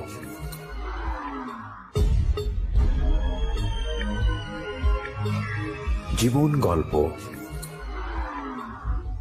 Welcome back once again. প্রিয় শ্রোতা, আপনারা শুনছেন জীবন গল্প। আমি আরজি কিবরিয়া আপনার সঙ্গে রয়েছি। আমার এই অনুষ্ঠানগুলোতে যদি আপনি অংশগ্রহণ করতে চান, আমাদেরকে ফোন করবেন। আমাদের ফোন নাম্বারটি হচ্ছে 09611904904। আমি আবারও বলছি 09611904904। ওকে, আমরা যেখানটায় ছিলাম তারপর। তখন আমি মানে ওইটা শোনার পর স্বভাবতই আমি আপসেট। ডেফিনেটলি। আমি তখন আর কোনো কথাই বলি নাই। মানে তখন না আমার মনে হচ্ছিল যে মানে এইবারও কি আমার সাথে এরকম হবে, কেন? তখন ফোনটা আমি কেটে দিয়েছি। তো কিছুক্ষণ পরে ও আমাকে মেসেজ দিছে যে আমি একে বিশ্বাসী, আমাদের আল্লাহ তাআলা এক, আমার একজন ওয়াইফ, কিন্তু সামহাউ আমি তোমাকে কেন জানি আমি ভালোবেসে ফেলছি। কিন্তু তুমি আমাকে ট্রাস্ট করতে পারো যে আমি তোমার ক্ষতি করব না। মানে যা যা হয় আর কি, একটা মানে আমাকে কনভিন্স করলো আর কি, যা যা যেভাবে কনভিন্স করা দরকার।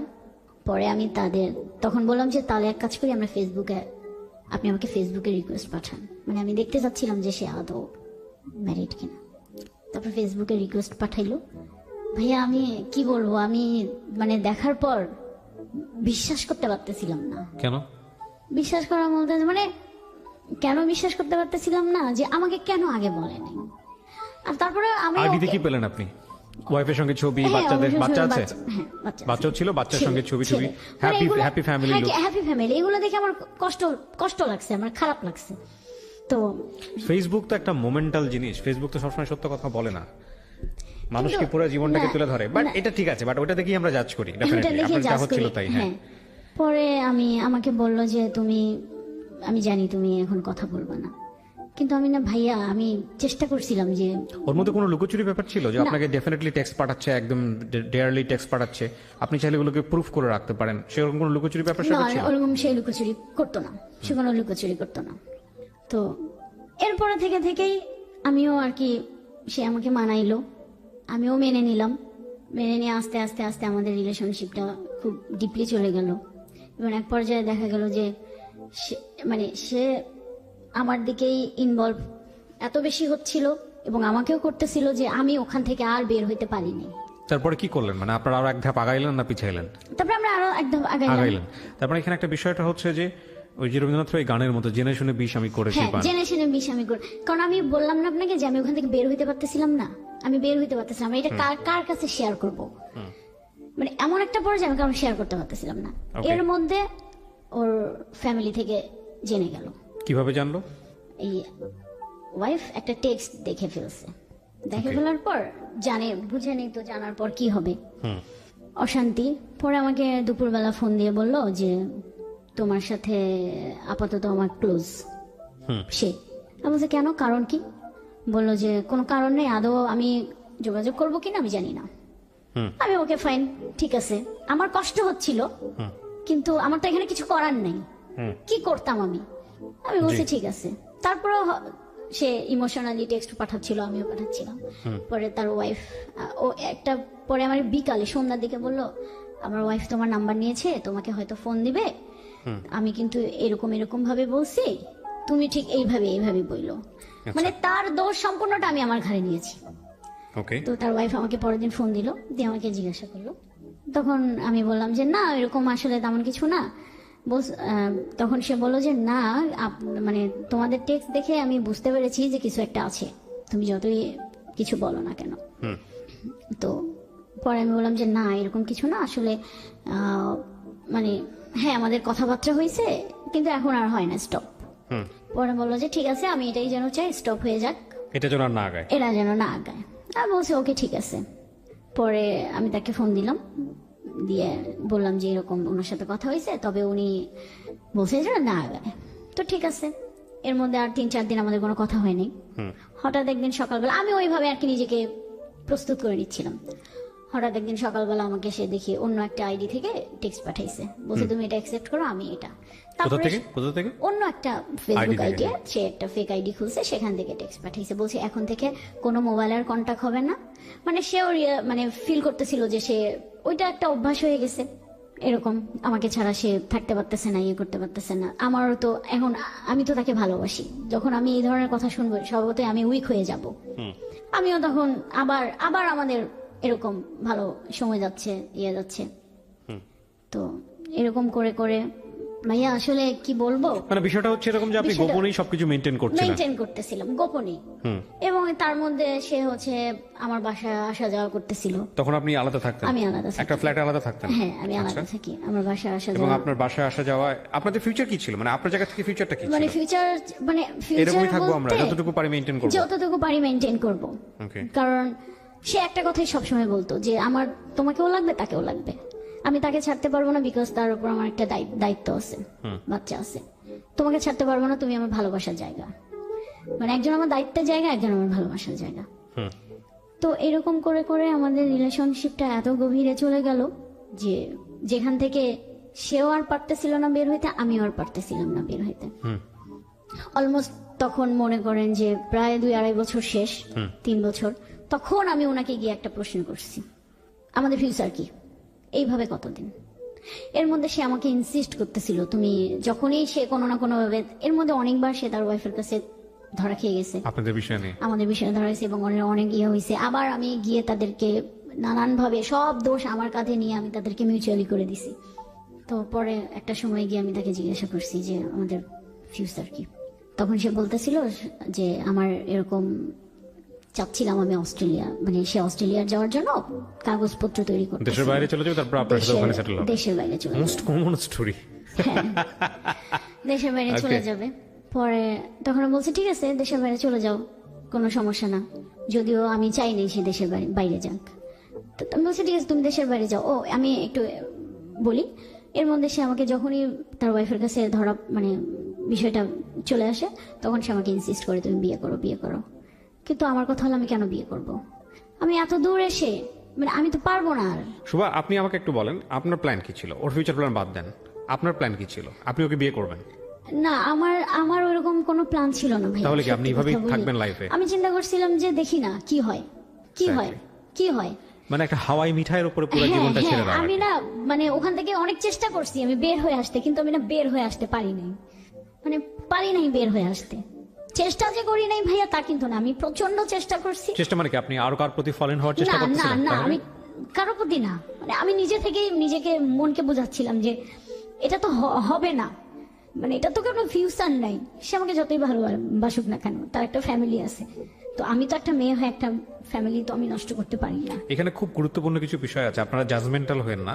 গুরুত্বপূর্ণ বিষয়টা আমি লাস্টে বলছি যে কেন এই উইকনেসটা গ্রো করলো এবং এই উইকনেসটা গ্রো করলে এটা কতদূর পর্যন্ত যাইতে পারে। কজ একটা মানুষকে ড্রাগ দিলে সেটা কিওর করা যায় হয়তোবা, তার চেয়েও হাই ভলিউমের যদি আমি বলি, ড্রাগের চেয়েও হাই ভলিউম যদি কোনো নেশা থাকে সেটা দিলে অনেক সময় বের করে নিয়ে আসা যায়।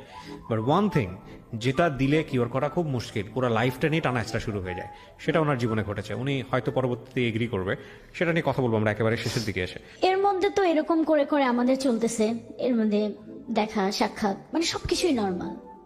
সেও পারতেছে না, আমিও পারতেছি না, আমি পারতেইছি না, সেও পারতেছে না, আমি তার দোষ দেব না।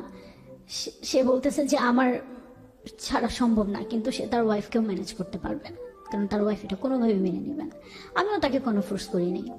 লাস্ট ফেব্রুয়ারির 7 তারিখে আমাদের খুব একটা ঝগড়া হয়। তোর ওয়াইফের সঙ্গে তার কি লাভ ম্যারেজ ছিল? হ্যাঁ, লাভ ম্যারেজ ছিল। তার হচ্ছে ঝগড়া হয়? আমাদের ঝগড়া হয়, প্রচন্ড ঝগড়া হয়, এবং এর মধ্যে সে আমাকে মানে ভালোবাসার সন্দেহ বলেন যা একটা রিলেশনশিপে থাকে। তো আমাকে সামান্য একটা ব্যাপার নিয়ে, আমার মোবাইল শুধু অফ হয়ে গেছিল, এটা ব্যাপার নিয়ে সে আমাকে এত পরিমাণ সন্দেহ করছিল যে, না সরি, মোবাইল বন্ধ ছিল না, মোবাইলটা আমি ওই দিন সকাল থেকে ওর সাথে আমার একটা ব্যাপার নিয়ে ঝগড়া।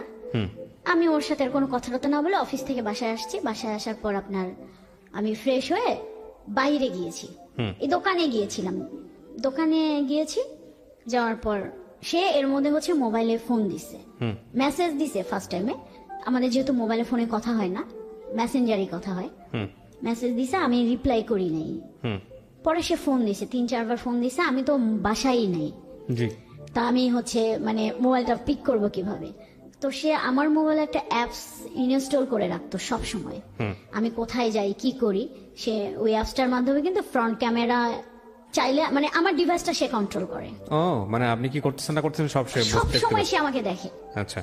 তো সে তখন মনে হলো যে সে যদি বাসায়, তার এটা মনের সন্দেহ, সে কোথায় গেছে, বাসায় যদি থাকতো সে তো আমার ফোন ধরতো।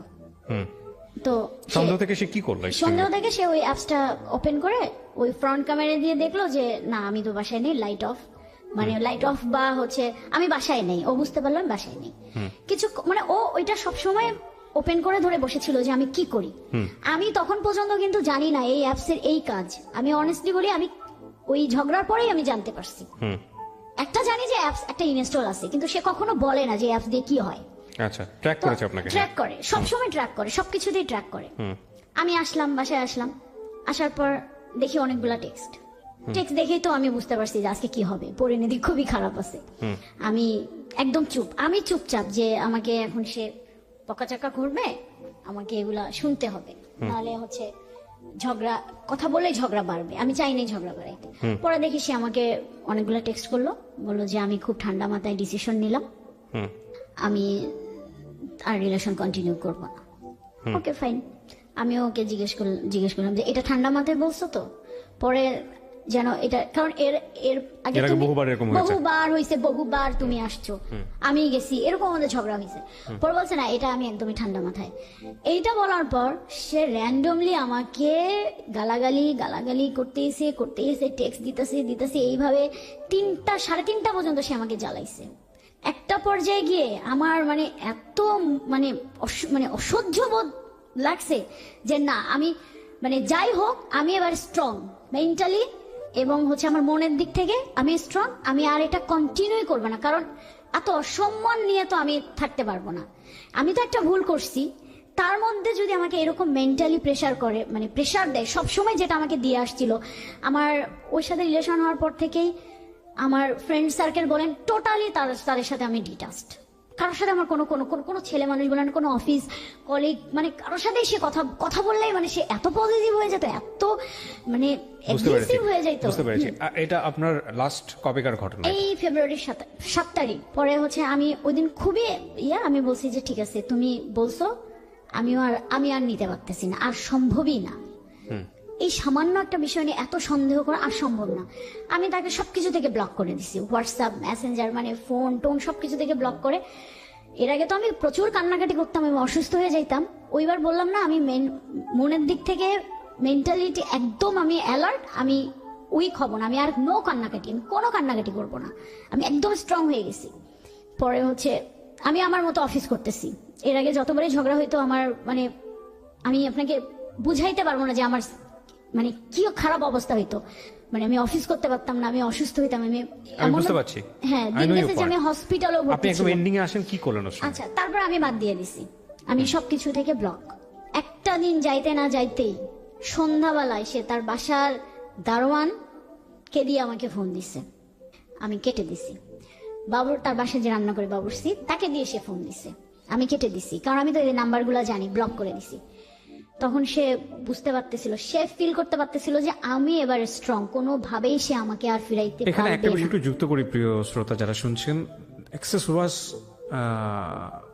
সুপার হাই, কজ উনিও ওনার বাসায় যেত, যেটা আমার একটু আগে কথা হচ্ছিল যে আমাদের যিনি গেস্ট আজকে সুভাও ওনার বাসায় যেত, এবং সেটা গোপনে। তার মানে আপনি যেহেতু বাবুর্চি এবং এই প্রসঙ্গটা যেহেতু নিয়ে আসলেন এখানে, সেই জন্য আমি বলছি ওনারা বুঝতে পারবে না যে ওনার বাড়ির বাবুর্চি এবং দারোয়ান থেকে শুরু করে সবাই এই আমাদের সুভার ব্যাপারে জানতো।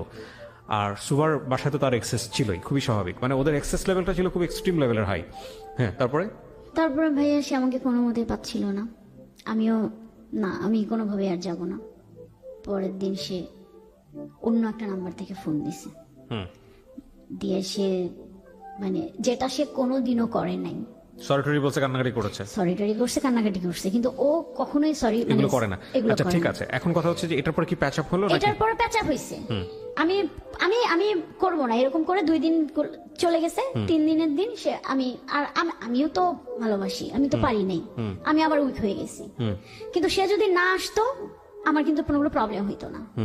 সে এসে যে কান্নাকাটিটা করছে, সে ডেলিভারেটলি মানে ডেসপারেটলি আমার পায়ে ধরছে, আমার আর কিছু করার ছিল না। I know that. এরপর আপনি কি করলেন? এরপর আমি প্যাচ আপ করলাম, কিন্তু আমি তখন ওকে একটা কথা বলছি যে এগুলো করা আর যাবে না, যদি টিকে থাকতে হয় এবার কিছু একটা করতে হবে, আমাকে সন্দেহ করা যাবে না, গালাগালি করা যাবে না, আমি এগুলা নিতে পারি না, আমি পারবো না। আর তখন আমি তাকে জিজ্ঞাসা করছি, তোমার ফিউচার প্ল্যান কি, কি করবা, কি করবা তুমি? তখন সে বলল যে আমাকে সময় দাও, তোমায় আমাকে কথা দিলাম, আমি অস্ট্রেলিয়া যাওয়ার আগে তোমাকে আমি বিয়ে করে রেখে যাব। বয়স কত বাচ্চাদের? 11 বছর। দুইটা? না, একটা ছেলে না মেয়ে? ছেলে। ওকে। আর আমি তোমাকে দেশের বাইরে যখন যাব আমি তোমাকে বিয়ে করে রেখে যাব, আর তারপরে আমি ওখানে যাওয়ার পর তোমাকে 1 বছর পর আমি নিয়ে যাব। আপনি এগ্রি করলেন? হ্যাঁ, আমি এগ্রি করছি ভাইয়া, আমি এগ্রি করছি, ঠিক আছে। এইটাই তার সাথে আমার কথা, যে এই কন্ডিশন হলে এখন থাকবে, না হলে আর হবে না, আর সম্ভব না আমার পক্ষে। এভাবে আমাদের ভালোই চলতেছিল, ঝগড়া টগড়া হয়নি। তো ওর সাথে আমার লাস্ট যেটা কথা হচ্ছে, ও এর মধ্যে লাস্ট কথা হওয়ার ঠিক 2 দিন আগে তার ওয়াইফের সাথে ঝগড়া হয়েছে, আমাকে নিয়ে না, অন্য একটা পারপাসে ঝগড়া হয়েছে। এবং সে এত পরিমাণে একটা খুবই বাজেভাবে ঝগড়া হয়েছে যে মনে হয়েছে, তখন তাদের মনে হয়েছিল, মানে তার ফ্যামিলি থেকে মনে হয়েছিল যে সে একজন মানে সাইকো। হ্যাঁ, কারণ তার কিছু কিছু বিহেভিয়ারে আমার নিজেরই মনে হয়েছিল যে সে সাইকো, কারণ সে ভালো থাকতে থাকতে রেগে যাইতো, মানে নর্মাল একটা মানুষের মতো তার আচরণ ছিল না। সে যখন রেগে যাইতো এত এক্সট্রিম লেভেলে যাইতো, মানে যেটা আসলে কল্পনার বাহিরে। তো তার ফ্যামিলি থেকে ডিসিশন হলো যে তাকে, আমি যেটা পরে জানতে পারছি। ওকে প্রিয় শ্রোতা, ছোট্ট একটা বিরতি নেবার আগে আপনাদের সবার জন্য বলছি, ঢাকা এফএম এর আরো একটি ইউটিউব চ্যানেল, যেখানে আপনারা আমাদের এই অনুষ্ঠানগুলোর ভিডিও কন্টেন্ট দেখতে পাবেন। আপনারা সবাই চ্যানেলটি সাবস্ক্রাইব করুন। আমাদের চ্যানেলটির ঠিকানা হচ্ছে www.youtube.com/iloveDhakaFM। আমার এই অনুষ্ঠানগুলোতে যদি আপনি অংশগ্রহণ করতে চান, আমাদেরকে ফোন করবেন। আমাদের ফোন নাম্বারটি হচ্ছে 09611904904। আমি আবারও বলছি 09611904904। ওকে, ছোট্ট একটা বিরতি। জীবন গল্প।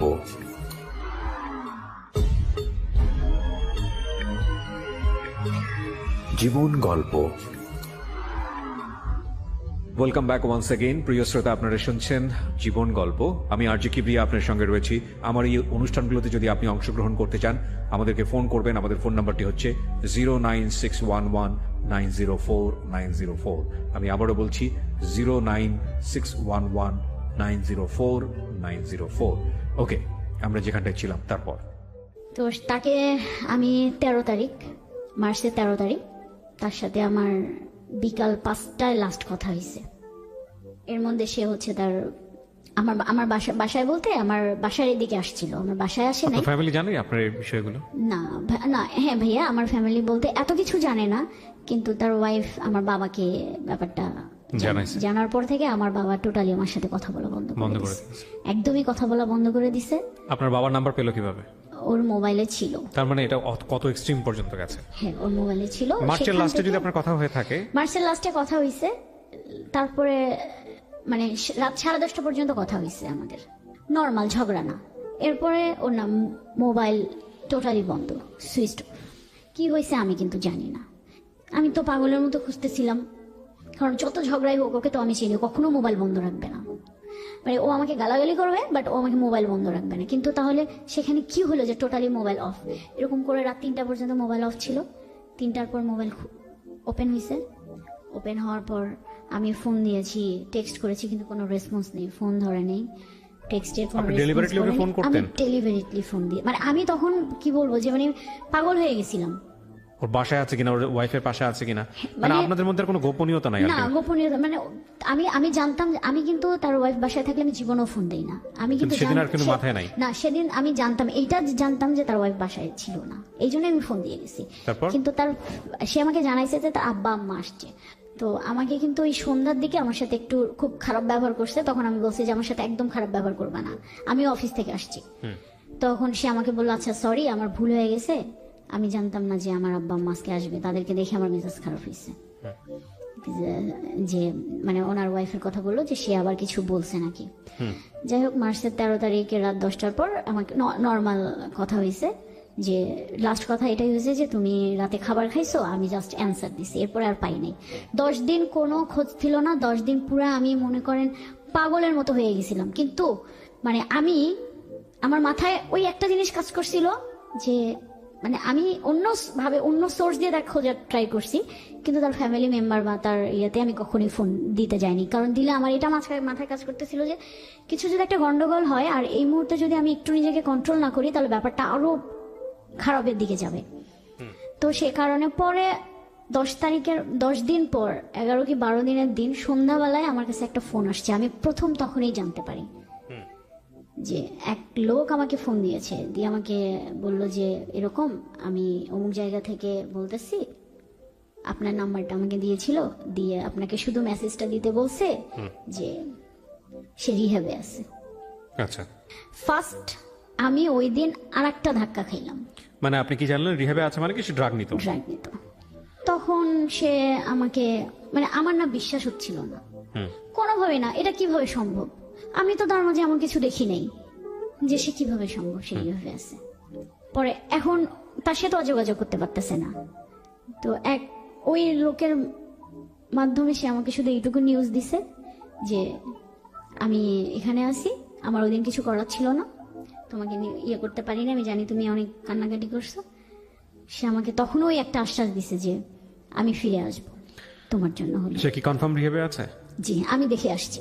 রিহ্যাবে কি আপনি দেখে আসছেন? আমি অনেক কষ্টে মানে অনেক কিছু মানে। তো ওনাকে আপনি কি কোশ্চেন করলেন রিহ্যাবে? আমি ওইভাবে তো যেতে পারিনি ভাইয়া, কারণ ওখানে তো আপনার প্যারেন্টস ছাড়া কেউ, তখন তো মনে করেন এমনিতেই আমি শুনেছি যেটা পরে যে 1.5 মাস 1 মাস ছাড়া তার প্যারেন্টসরাও দেখা করতে পারবে না। আর ওই ওনার ওয়াইফের সঙ্গে আপনার কখনো ফেস টু ফেস কথা হয়েছে? ফেস টু ফেস কথা আমার একবার হয়েছিল, ওই ফার্স্টের দিকে। বাসায় গিয়ে আপনি কনভিন্স করে আসছেন? না, বাসায় না, ওই আমার একটা রেস্টুরেন্টে দেখা হয়েছিল, এই পর্যন্তই আর কি।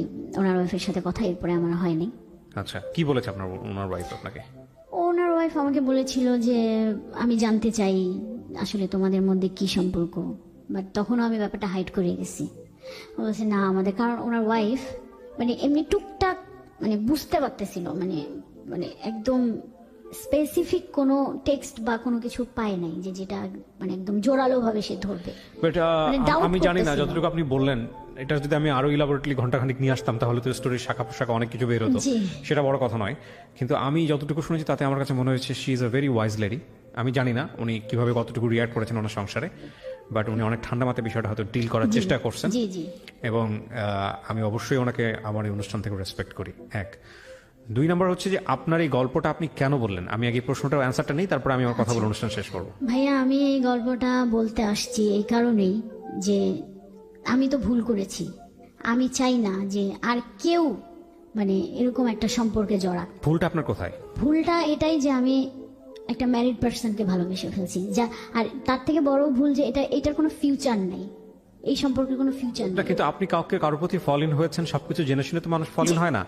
মানুষ ফল ইন, আমাদের সায়েন্স যেটা বলে মানুষ এক নজরে দেখেই প্রেমে পড়ে যায়। হ্যাঁ, মানুষ এমন হয় যে পাশ দিয়ে হেঁটে গেছে, শরীরের স্মেলেই প্রেমে পড়ে গেছে, যায়, জি। এরকম ঘটনা ঘটেছে। সেখানে আমাদের দোষের কিছু নাই। কিন্তু আপনি 2 মাস যখন ওনার সঙ্গে এরকম সম্পর্কে থাকার পরে যখন জানতে পারলেন, ও আপনাকে যখন কনফেস করলো যে হি ইজ আ ম্যারিড গাই, তখন আপনি আপনার এই ইলিউশনের জায়গা থেকে হোক, ভালোবাসার জায়গা থেকে হোক, আপনি ওখান থেকে বের হয়ে আসতে পারেন নাই। পারিনি, জি Right? পারিনি। আচ্ছা, এটা না পারাটাও আমি আপনার দোষের মনে করি না, হয়তো এটা সময় লাগতো, কারণ আপনি মেন্টালি উইক হয়ে গেছেন। কিন্তু দোষের জায়গাটা কোনটা জানেন? দোষের জায়গাটা হচ্ছে আপনি সেখান থেকে অ্যাডভান্স লেভেলে চলে গেছেন। মানে আপনি যদি এগ্রি করেন তাহলে আমি বলবো যে না, জি ভাই। আপনি যতটুকু ছিলেন ওখানে, হ্যাঁ। তখন থেকে যদি আপনি আরেকটু সামনের দিকে না যেতেন, যেটা হয়তো আমি একদম খোলামেলাভাবে বলছি না, যেটা হাজব্যান্ড ওয়াইফ টাইপের রিলেশনশিপে চলে যাওয়া এবং ওইভাবেই লাইফ লিড করা, ওই জায়গাটায় আপনি যদি না যেতেন তাহলে ডিপেন্ডেন্সিটা একটু হলেও কম হতো। বারবার আপনার ব্রেন সিগন্যাল দিত যে মানুষটা ম্যারিড, এই মানুষটার একটা জীবন আছে, এই মানুষটার একটা বাচ্চা আছে, আমি চাইলেই সেটার ক্ষতি করতে পারি না। জি। সো আপনি যেহেতু ওইভাবে ইনভলভ না হলে, তাহলে আপনি হয়তো ধীরে ধীরে ওখান থেকে ধীরে ধীরে স্কেপ করতে পারতেন escape করতে পারতাম, এবং জি। সেটা খুব ওয়াইজ ডিসিশন হতো। হ্যাঁ, কিন্তু না যেটা করে আমি আপনি আরো এক ধাপ ভিতরে এক চলে ধাপ গেছেন ভিতরে গেছি। এবং ওই একদম জেনে শুনে বিষ পান করছেন যা থাকে কপালে। হ্যাঁ, এরকম। যা থেকে কপালে। এটা ভয়ঙ্কর রকমের ভুল সিদ্ধান্ত। হ্যাঁ, তো যেটার মানে মাসুল যেটা আমাকে এখন দিতে হচ্ছে, আমি জানি না হয়তো আরো সামনে দিতে হবে, কারণ আমার সব থেকে মানে যে মাসুলটা আমি দিচ্ছি যে আমার বাবা আমার সাথে কথা বলে না। না, ডেফিনেটলি আপনার বাবা আপনার সঙ্গে কথা বলে না, সেটার যথেষ্ট লজিক আছে। আর হ্যাঁ, দ্বিতীয় কথা হচ্ছে যে দেখেন, আমি তো নিজেও বাবা, প্রত্যেকটা বাবাই কিন্তু তার সন্তানকে নিয়ে অনেক বড় স্বপ্ন দেখে। হ্যাঁ, ধাপে ধাপে অনেকবার তার সে স্বপ্ন ভেঙেছেন আপনি, জি জি ভাই। এবং অ্যাটলিস্ট আপনি ভালো আছেন সেটা আপনার বাবা দেখতে চাইবে। কিন্তু যে ধরনের সম্পর্কে আপনি জড়িয়ে গেছেন, হ্যাঁ। আমি নিশ্চিত এই ছেলেটা যদি কালকে রিহাব থেকে বের হয়ে এসে আপনার সামনে দাঁড়ায়, আপনি টালমাটাল অবস্থায় চলে যাবেন, আপনি আবার তার প্রতি ফল ইন হবেন। একটা জিনিস, এই ধরনের সম্পর্ক সাধারণত কিভাবে নষ্ট হয় আমি বলি। আমার শোনা যারা এখানে গল্প বলেছেন সেই জায়গা থেকে বা সারাউন্ডিং থেকে আমি যতটুকু জানি, ভয়ঙ্কর রকম ভাবে একটা দুর্ঘটনা, সাধারণত কমন 4-5টা সিনারিও বলতেছি। 2 নাম্বার যেটা হচ্ছে সুইচিং করা, মানে একটা সম্পর্কে থাকার পরে আরেকটা সম্পর্কে মুভ করা, যেটা সবচেয়ে ইজিয়েস্ট ওয়ে। আর 3 নাম্বার যেটা, সেটা হচ্ছে যে খুব খুব বড় ধরনের কষ্ট পাওয়া, অপর পক্ষ থেকে খুব বড় ধরনের কষ্ট পাওয়া, এবং এত বড় কষ্ট যে কষ্টের কোনো রেমিডি নাই। হ্যাঁ, যেমন দেখা যাবে যে হয়তো এই কারণে আপনার বাপ স্টক করে কোনো একটা দুর্ঘটনা ঘটে গেছে, অথবা দেখা গেল পরিবারে কোনো একটা ভয়ঙ্কর রকমের ঘটনা ঘটে গেছে, অথবা তার দ্বারা আপনার এমন একটা ক্ষতি হয়েছে যে ক্ষতিটা আপনি সারা জীবন ধরে আর কখনো পোষাতে পারবেন না।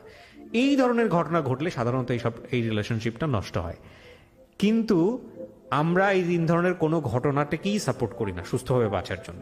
আপনাকে যেটা করতে হবে সেটা হলো যে এখান থেকে বের হয়ে আসতে হলে আপনাকে প্রতি মুহূর্তে আপনাকে হ্যামারিং করতে হবে, নিজেকে শক্ত জায়গায় দাঁড় করাতে হবে যে না, আমি যেটা করতেছি সেটা ড্রাগের চাইতে ভয়াবহ কিছু। এবং এটা সাইকোলজি বলে, যারা সাইকিয়াট্রিস্ট তারা ভালো বলতে পারবেন। প্রেমের সম্পর্কে যেখানে বাধা থাকে সেই সম্পর্কে সেখানে ভালোবাসা আরো অনেক বেশি তীব্র হয়। মানে নর্মালি আপনি কারোর সাথে রিলেশন করেন, সেখানে যে আবেগটা থাকে, যদি সেখানে বাধা থাকে তাহলে সেই বাধা যে পরিমাণ থাকে তার চেয়ে গতিবেগ, ওইখানে ইমোশনের গতিবেগটা অনেক বেশি হয়। আপনার ক্ষেত্রে বিষয়টা সেরকমই ছিল এবং এখনো সেরকম আছে। আমি অবশ্যই সুভা যে গল্পটা এখানে বলেছেন তার ভয়েস চেঞ্জ করা হয়েছে, তার পরিচিতি সমস্ত কিছু এখানে গোপন করা হয়েছে, কারো পরিচিতি এখানে রিভিল করা হয়নি, কিন্তু আমাদের সমাজে এরকম ঘটনা অহরহ ঘটে। আরেকটা যেটা আমি গল্পের মাঝখানে একবার বলেছিলাম যে কেন উনি ফল ইন হলেন, এটা আমাদের সবার একটা বড় প্রবলেম, বিশেষ করে মেয়েদের ক্ষেত্রে এই জিনিসটা বড় প্রবলেম। সেটা হলো মেয়েরা টেক কেয়ার অনেক বেশি পছন্দ করে। রাইট। এত বেশি পছন্দ করে যে একটা মেয়েকে তাকে ইমোশনালি ব্ল্যাকমেইল করার জন্যে বা তাকে ইমোশনালি গ্র্যাব করার জন্যে তাকে একটা নির্দিষ্ট সময় পর্যন্ত টেক কেয়ার করলে মোটামুটি সে বুঝে যায় যে না, এই মানুষটা ছাড়া আমার দুনিয়া তার আর কেউ নাই। আর একটা বড় জিনিস হচ্ছে যেটা, একটা মানুষ একটা মেয়েকে যখন আপনি ইমোশনালি গ্র্যাব করে ফেলবেন, তখন ওই মেয়েটা আপনার জন্য জীবনের সর্বোচ্চ জিনিস ত্যাগ করার জন্য প্রস্তুত থাকবে। তো এগুলো আসলে খুব সহজ সমীকরণ। অনেকে বুঝেও এই ধরনের সম্পর্কে জড়িয়ে যান, আর অনেকে না বুঝেও জড়িয়ে যান। তো আমার মনে হয় যে আসলে যখন আমরা ম্যাচিউর মানে অ্যাডাল্ট বয়স্ক হচ্ছি, এই যে কথাগুলো বলতেছি সেটা যে আমি যে একদম নিজেও খুব প্র্যাকটিস করি তা না, বাট আমাদের সবার করা উচিত। সেটা হলো যে একটা মানুষকে জীবনে নেয়ার ক্ষেত্রে আপনাকে যোগ বিয়োগ করে তবে নেওয়া উচিত। এবং মজার বিষয় হচ্ছে দেখবেন এই ইমোশন বা এই যে ফিলিংসটা তুমি বহুবার বলেছি, এটা জীবনের একটা পর্যায়ে গিয়ে থাকে না, তখন থাকে ওই মানুষটার আচরণ কেমন, ওই মানুষটার ব্যক্তিত্ব কেমন, ওই মানুষটা আপনাকে কতটুকু ব্রিদিং স্পেস দিচ্ছে বাঁচার জন্য, এই বিষয়গুলো তখন থাকে। এবং ওই মানুষটার ফ্যামিলি কেমন, আপনার ফ্যামিলি কেমন, তাদের সাথে আপনার সম্পর্কগুলো কেমন, এগুলো খুব গুরুত্বপূর্ণ। হ্যাঁ, তো যেটা উনি বললেন না যে এই ছেলেটা এক সময় যার পার্সোনালিটিতে কখনোই এরকম ছিল না যে সে হাউমাউ করে কান্নাকাটি করবে, হাতে পায়ে ধরবে, এগুলো ওনার লাইফে ঘটেছে কিন্তু, এবং উনি ওনার সর্বোচ্চ উইকনেসটা দেখাই দিচ্ছে ওনাকে। তো এগুলো সবার জীবনে ঘটে এই কারণে যখন উনি বাধাটা দিয়েছেন, যখন উনি বেশি রিজিড হয়ে গেছেন, তখন উনি আর নিজের জায়গা থেকে নিতে পারেননি। আর আপনি যার গল্পটা এখানে বললেন, সেই মানুষটা এসে যদি আমার এখানে গল্পটা বলে, আমি নিশ্চিতভাবেই বলতে পারি ওইখানেও অনেক যুক্তি খুঁজে পাওয়া যাবে যে ওনার জায়গা থেকে উনি রাইট। কারণ উনিও একটা ভালোবাসার সম্পর্কে আছেন, এবং সেই সম্পর্ক থেকে উনি বিয়ে শাদী করেছেন, বাচ্চা হয়েছে, কোনো একটা নিশ্চয়ই প্রবলেম ছিল। মানুষ কখনোই হ্যাপি থাকলে এমন একটা জায়গা ক্রিয়েট করে না যেটা তার হ্যাপিনেসটাকে নষ্ট করে দিবে। আপনি অনেক মাথা নাড়তেছেন, হয়তো আমার দর্শকরা বুঝতেছে, তারা বুঝতে পারবে না। So she is agreeing with me, cause উনি জেনে শুনে নিশ্চয়ই ওনার হ্যাপিনেসটা নষ্ট করেনি। সুতরাং সেই জায়গাটায় কি ল্যাকটা ছিল, সেই ল্যাকটা বোঝাটা খুব জরুরি। একটু বলি, আমি কিন্তু এই কোশ্চেনটা ওনাকে করেছিলাম যে আপনার মানে ওনার ফেসবুক, ওনার ওয়াইফ কথা বলে আমার যেটা মনে হয়েছে ওনার ওয়াইফের সাথে, আমি ওনার ওয়াইফকে একটু মানে ওনার ওয়াইফ কখনো কোনোদিনও আমাকে মানে আমার সাথে যত দুইবারই কথা হয়েছে উনি কিন্তু আমার সাথে কখনো খারাপ ব্যবহার করেনি, সুন্দরভাবেই কথা বলছে। তো আমিও কিন্তু কখনো এই কারণে মানে আমাদের দুইজনের আমরা কেউ কাউকে কিন্তু অসম্মান করে কথা বলিনি, উনিও করেনি আমিও করিনি, খুবই নর্মালি খুবই ভদ্রভাবে কথা হয়েছে। তো কথা বলে আমি ওনাকে মানে কোশ্চেন করছিলাম যে আমার জানা মতে খুব ভালো একটা আমি ওনার ওয়াইফের কথা বলতেছি, সে একজন অনেক বড়, মানে হোয়াট ওয়াজ ল্যাকটা কি ছিল? হ্যাঁ, উনি অ্যানসার কি দিয়েছেন? ফ্যামিলি ভালো, হ্যাঁ তার আমি বুঝতে পেরেছি অ্যানসারটা কি দিয়েছে। সে অ্যানসার দিছে যে ঠিক আছে, মানে আমি বলি যে আমি বলছি যে সে মানে তুমি যেরকম পারফেক্ট চাও তোমার ওয়াইফ কিন্তু এরকম পারফেক্ট, যেমন তুমি সবসময় ব্লেম দিতে আমি পারফেক্ট না, আমি পারফেক্ট না। অ্যানসারটা কি? জাস্ট অ্যানসারটা বলুন। সে তখন অ্যানসারটা দিছে যে কিছু তো একটা অপূর্ণতা আছে, সেই অপূর্ণতাটা কি সে কিন্তু আমাকে কখনো বলেনি। ওকে, আমরা সে অপূর্ণতার নাইবা খুঁজলাম পরোক্ষভাবে, তবে এটা ঠিক জীবনটা সবসময় অপূর্ণ, জীবনটা যে কোনো জায়গাতেই ডিস্যাটিসফাইড। কিন্তু এখানে কথা হচ্ছে যে অন্তত কিছু কিছু মানুষের ক্ষেত্রে এথিক্যাল জায়গায় কোনো কম্প্রোমাইজ করার কোনো সুযোগ নেই।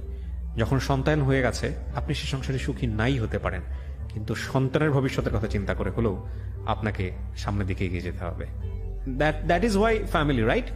কারণ এই ইমোশন বলেন, এই প্রেম বলেন, এই ভালো লাগা বলেন, জীবনের একটা সার্টেন পিরিয়ড পর্যন্ত থাকে, কিন্তু বন্ডেজ, দায়িত্ববোধ, কিছু জিনিস ভালো লাগার বাইরে গিয়ে ক্রিয়েট করতে হয়। পিতৃত্ব বলেন, মাতৃত্ব বলেন, বিষয়গুলো তো আসলে তাই। তো সেই জায়গাটা থেকে আমার মনে হয় যে অস্ট্রেলিয়া যাওয়ার ডিসিশনটা থেকে আপনার সরে আসা উচিত। যদি সে রিহ্যাব থেকে ব্যাক করে, আমি আপনাকে বলবো definitely that will not be wise decision. কারণ আপনি একটা খুব সহজ একটা উদাহরণ দিয়ে আমি অনুষ্ঠানটা শেষ করতে চাই। আপনি জাস্ট তার ওয়াইফের জায়গাটা চিন্তা করেন। অস্ট্রেলিয়া যাওয়ার পরে যদি সে আরেকজনের প্রতি ফল ইন হয় এভাবে, আপনার ফিউচারটা কি হবে? সো আপনি একজন ওয়ার্কিং লেডি, রাইট? আপনি পয়সা রোজগার করেন, আপনি নিজের ডিসিশন নিজে দিতে পারেন। সেই জায়গা থেকে আপনার জন্য খুব কঠিন কিছু হবে না তার কাছ থেকে বের হয়ে আসার জন্য। Because you can choose your life. আপনাকে কেউ জবরদস্তি করে অন্য একটা জায়গায় দিয়ে দেবে না, আপনি হয়তো স্পেস নিতে পারবেন। কিন্তু একইভাবে সত্য, এই ফ্রিডমটাও আপনাকে ভুল করতে বাধ্য করতে পারে। কারণ যেহেতু আপনি কারোর উপর ডিপেন্ডেন্ট না, আপনার ফ্যামিলির উপর ডিপেন্ডেন্ট না, আপনি ইচ্ছে করলে চাইলেই আপনি ওকে বিয়ে করে ফেলতে পারবেন যদি ও রাজি থাকে, আপনি রাজি থাকেন। সো এই জায়গাটা থেকে এইরকম ভুল না করাটাও একটা ওয়াইজ ডিসিশন হবে। সো প্রিয় দর্শক এবং শ্রোতা, আজকে উনি অকপটে স্বীকার করেছেন রেডিও পার্সপেক্টিভ থেকে যতটুকু পরিমাণ সম্ভব পরিচয় গোপন করে আমরা গল্পটা তুলে ধরেছি। এই গল্পের সেকেন্ড পার্টটা এটা আরো ভয়াবহ, যেটা ওনার জীবনে আসেনি, সেটা অনেকের জীবনেই হয়েছে, আমি নিশ্চিতভাবেই বলতে পারি। কারণ এটা এই গল্পটা কারো কারো জীবনে ফার্স্ট পার্ট, যারা আজকে এই গল্পটা শুনলেন। সেকেন্ড পার্টটা নিশ্চিতভাবেই এরকম যে সে হয়তো বিয়ে করবে, এবং বিয়ে করার পরে তার যে জীবনটা হবে সেটা হবে বিষময় জীবন। আমরা সেই সেকেন্ড পার্টটা দেখতে চাই না কারো কারো জীবনে। যারা ঘটে গেছে তারাই বুঝবেন যে আমাদের সুভা আসলে কত বড় প্রবলেমের মধ্যে আছেন। সো সম্পর্ক যে জায়গাটাই থাকুক না কেন, যদি কখনো ভুল আবিষ্কার করেন আপনি যে না এই সম্পর্কটা ভুল, তাহলে আপনি সেখানে পজ দেবেন। প্রথম কাজ হচ্ছে পজ দেওয়া, যে না স্টপ, আমি ব্রেক করতেছি না, বাট স্টপ, এখান থেকে আমি সামনের দিকে আর আগাবো না, এখান থেকে আর একটা পাও আমি সামনের দিকে আগাবো না। আমি ব্রেক করতেছি না, বাট নতুন কোনো কিছু যোগ করবো না। তারপরে আপনি প্রতি মুহূর্তেই চেষ্টা করেন যতটুকু আমি ক্লাইম্ব করেছি, যতটুকু আমি উচ্চতায় উঠেছি, এতটুকু আমি নামবো কিভাবে। আপনি রশিটা ছেড়ে দিয়েন না। যদি একটা আমি পর্বতের সাথে তুলনা করি, পাহাড়ের সাথে তুলনা করি, আপনি রশিটা ছেড়ে দেন না, কারণ নিচে পরে আপনি ভেঙে যাবেন। বাট আপনি চেষ্টা করেন প্রতিদিন একটু একটু করে নামার জন্য, ওখান থেকে ফিরে আসার জন্য, একটু একটু করে ট্রাই করার জন্য। তাহলে হয়তো আপনি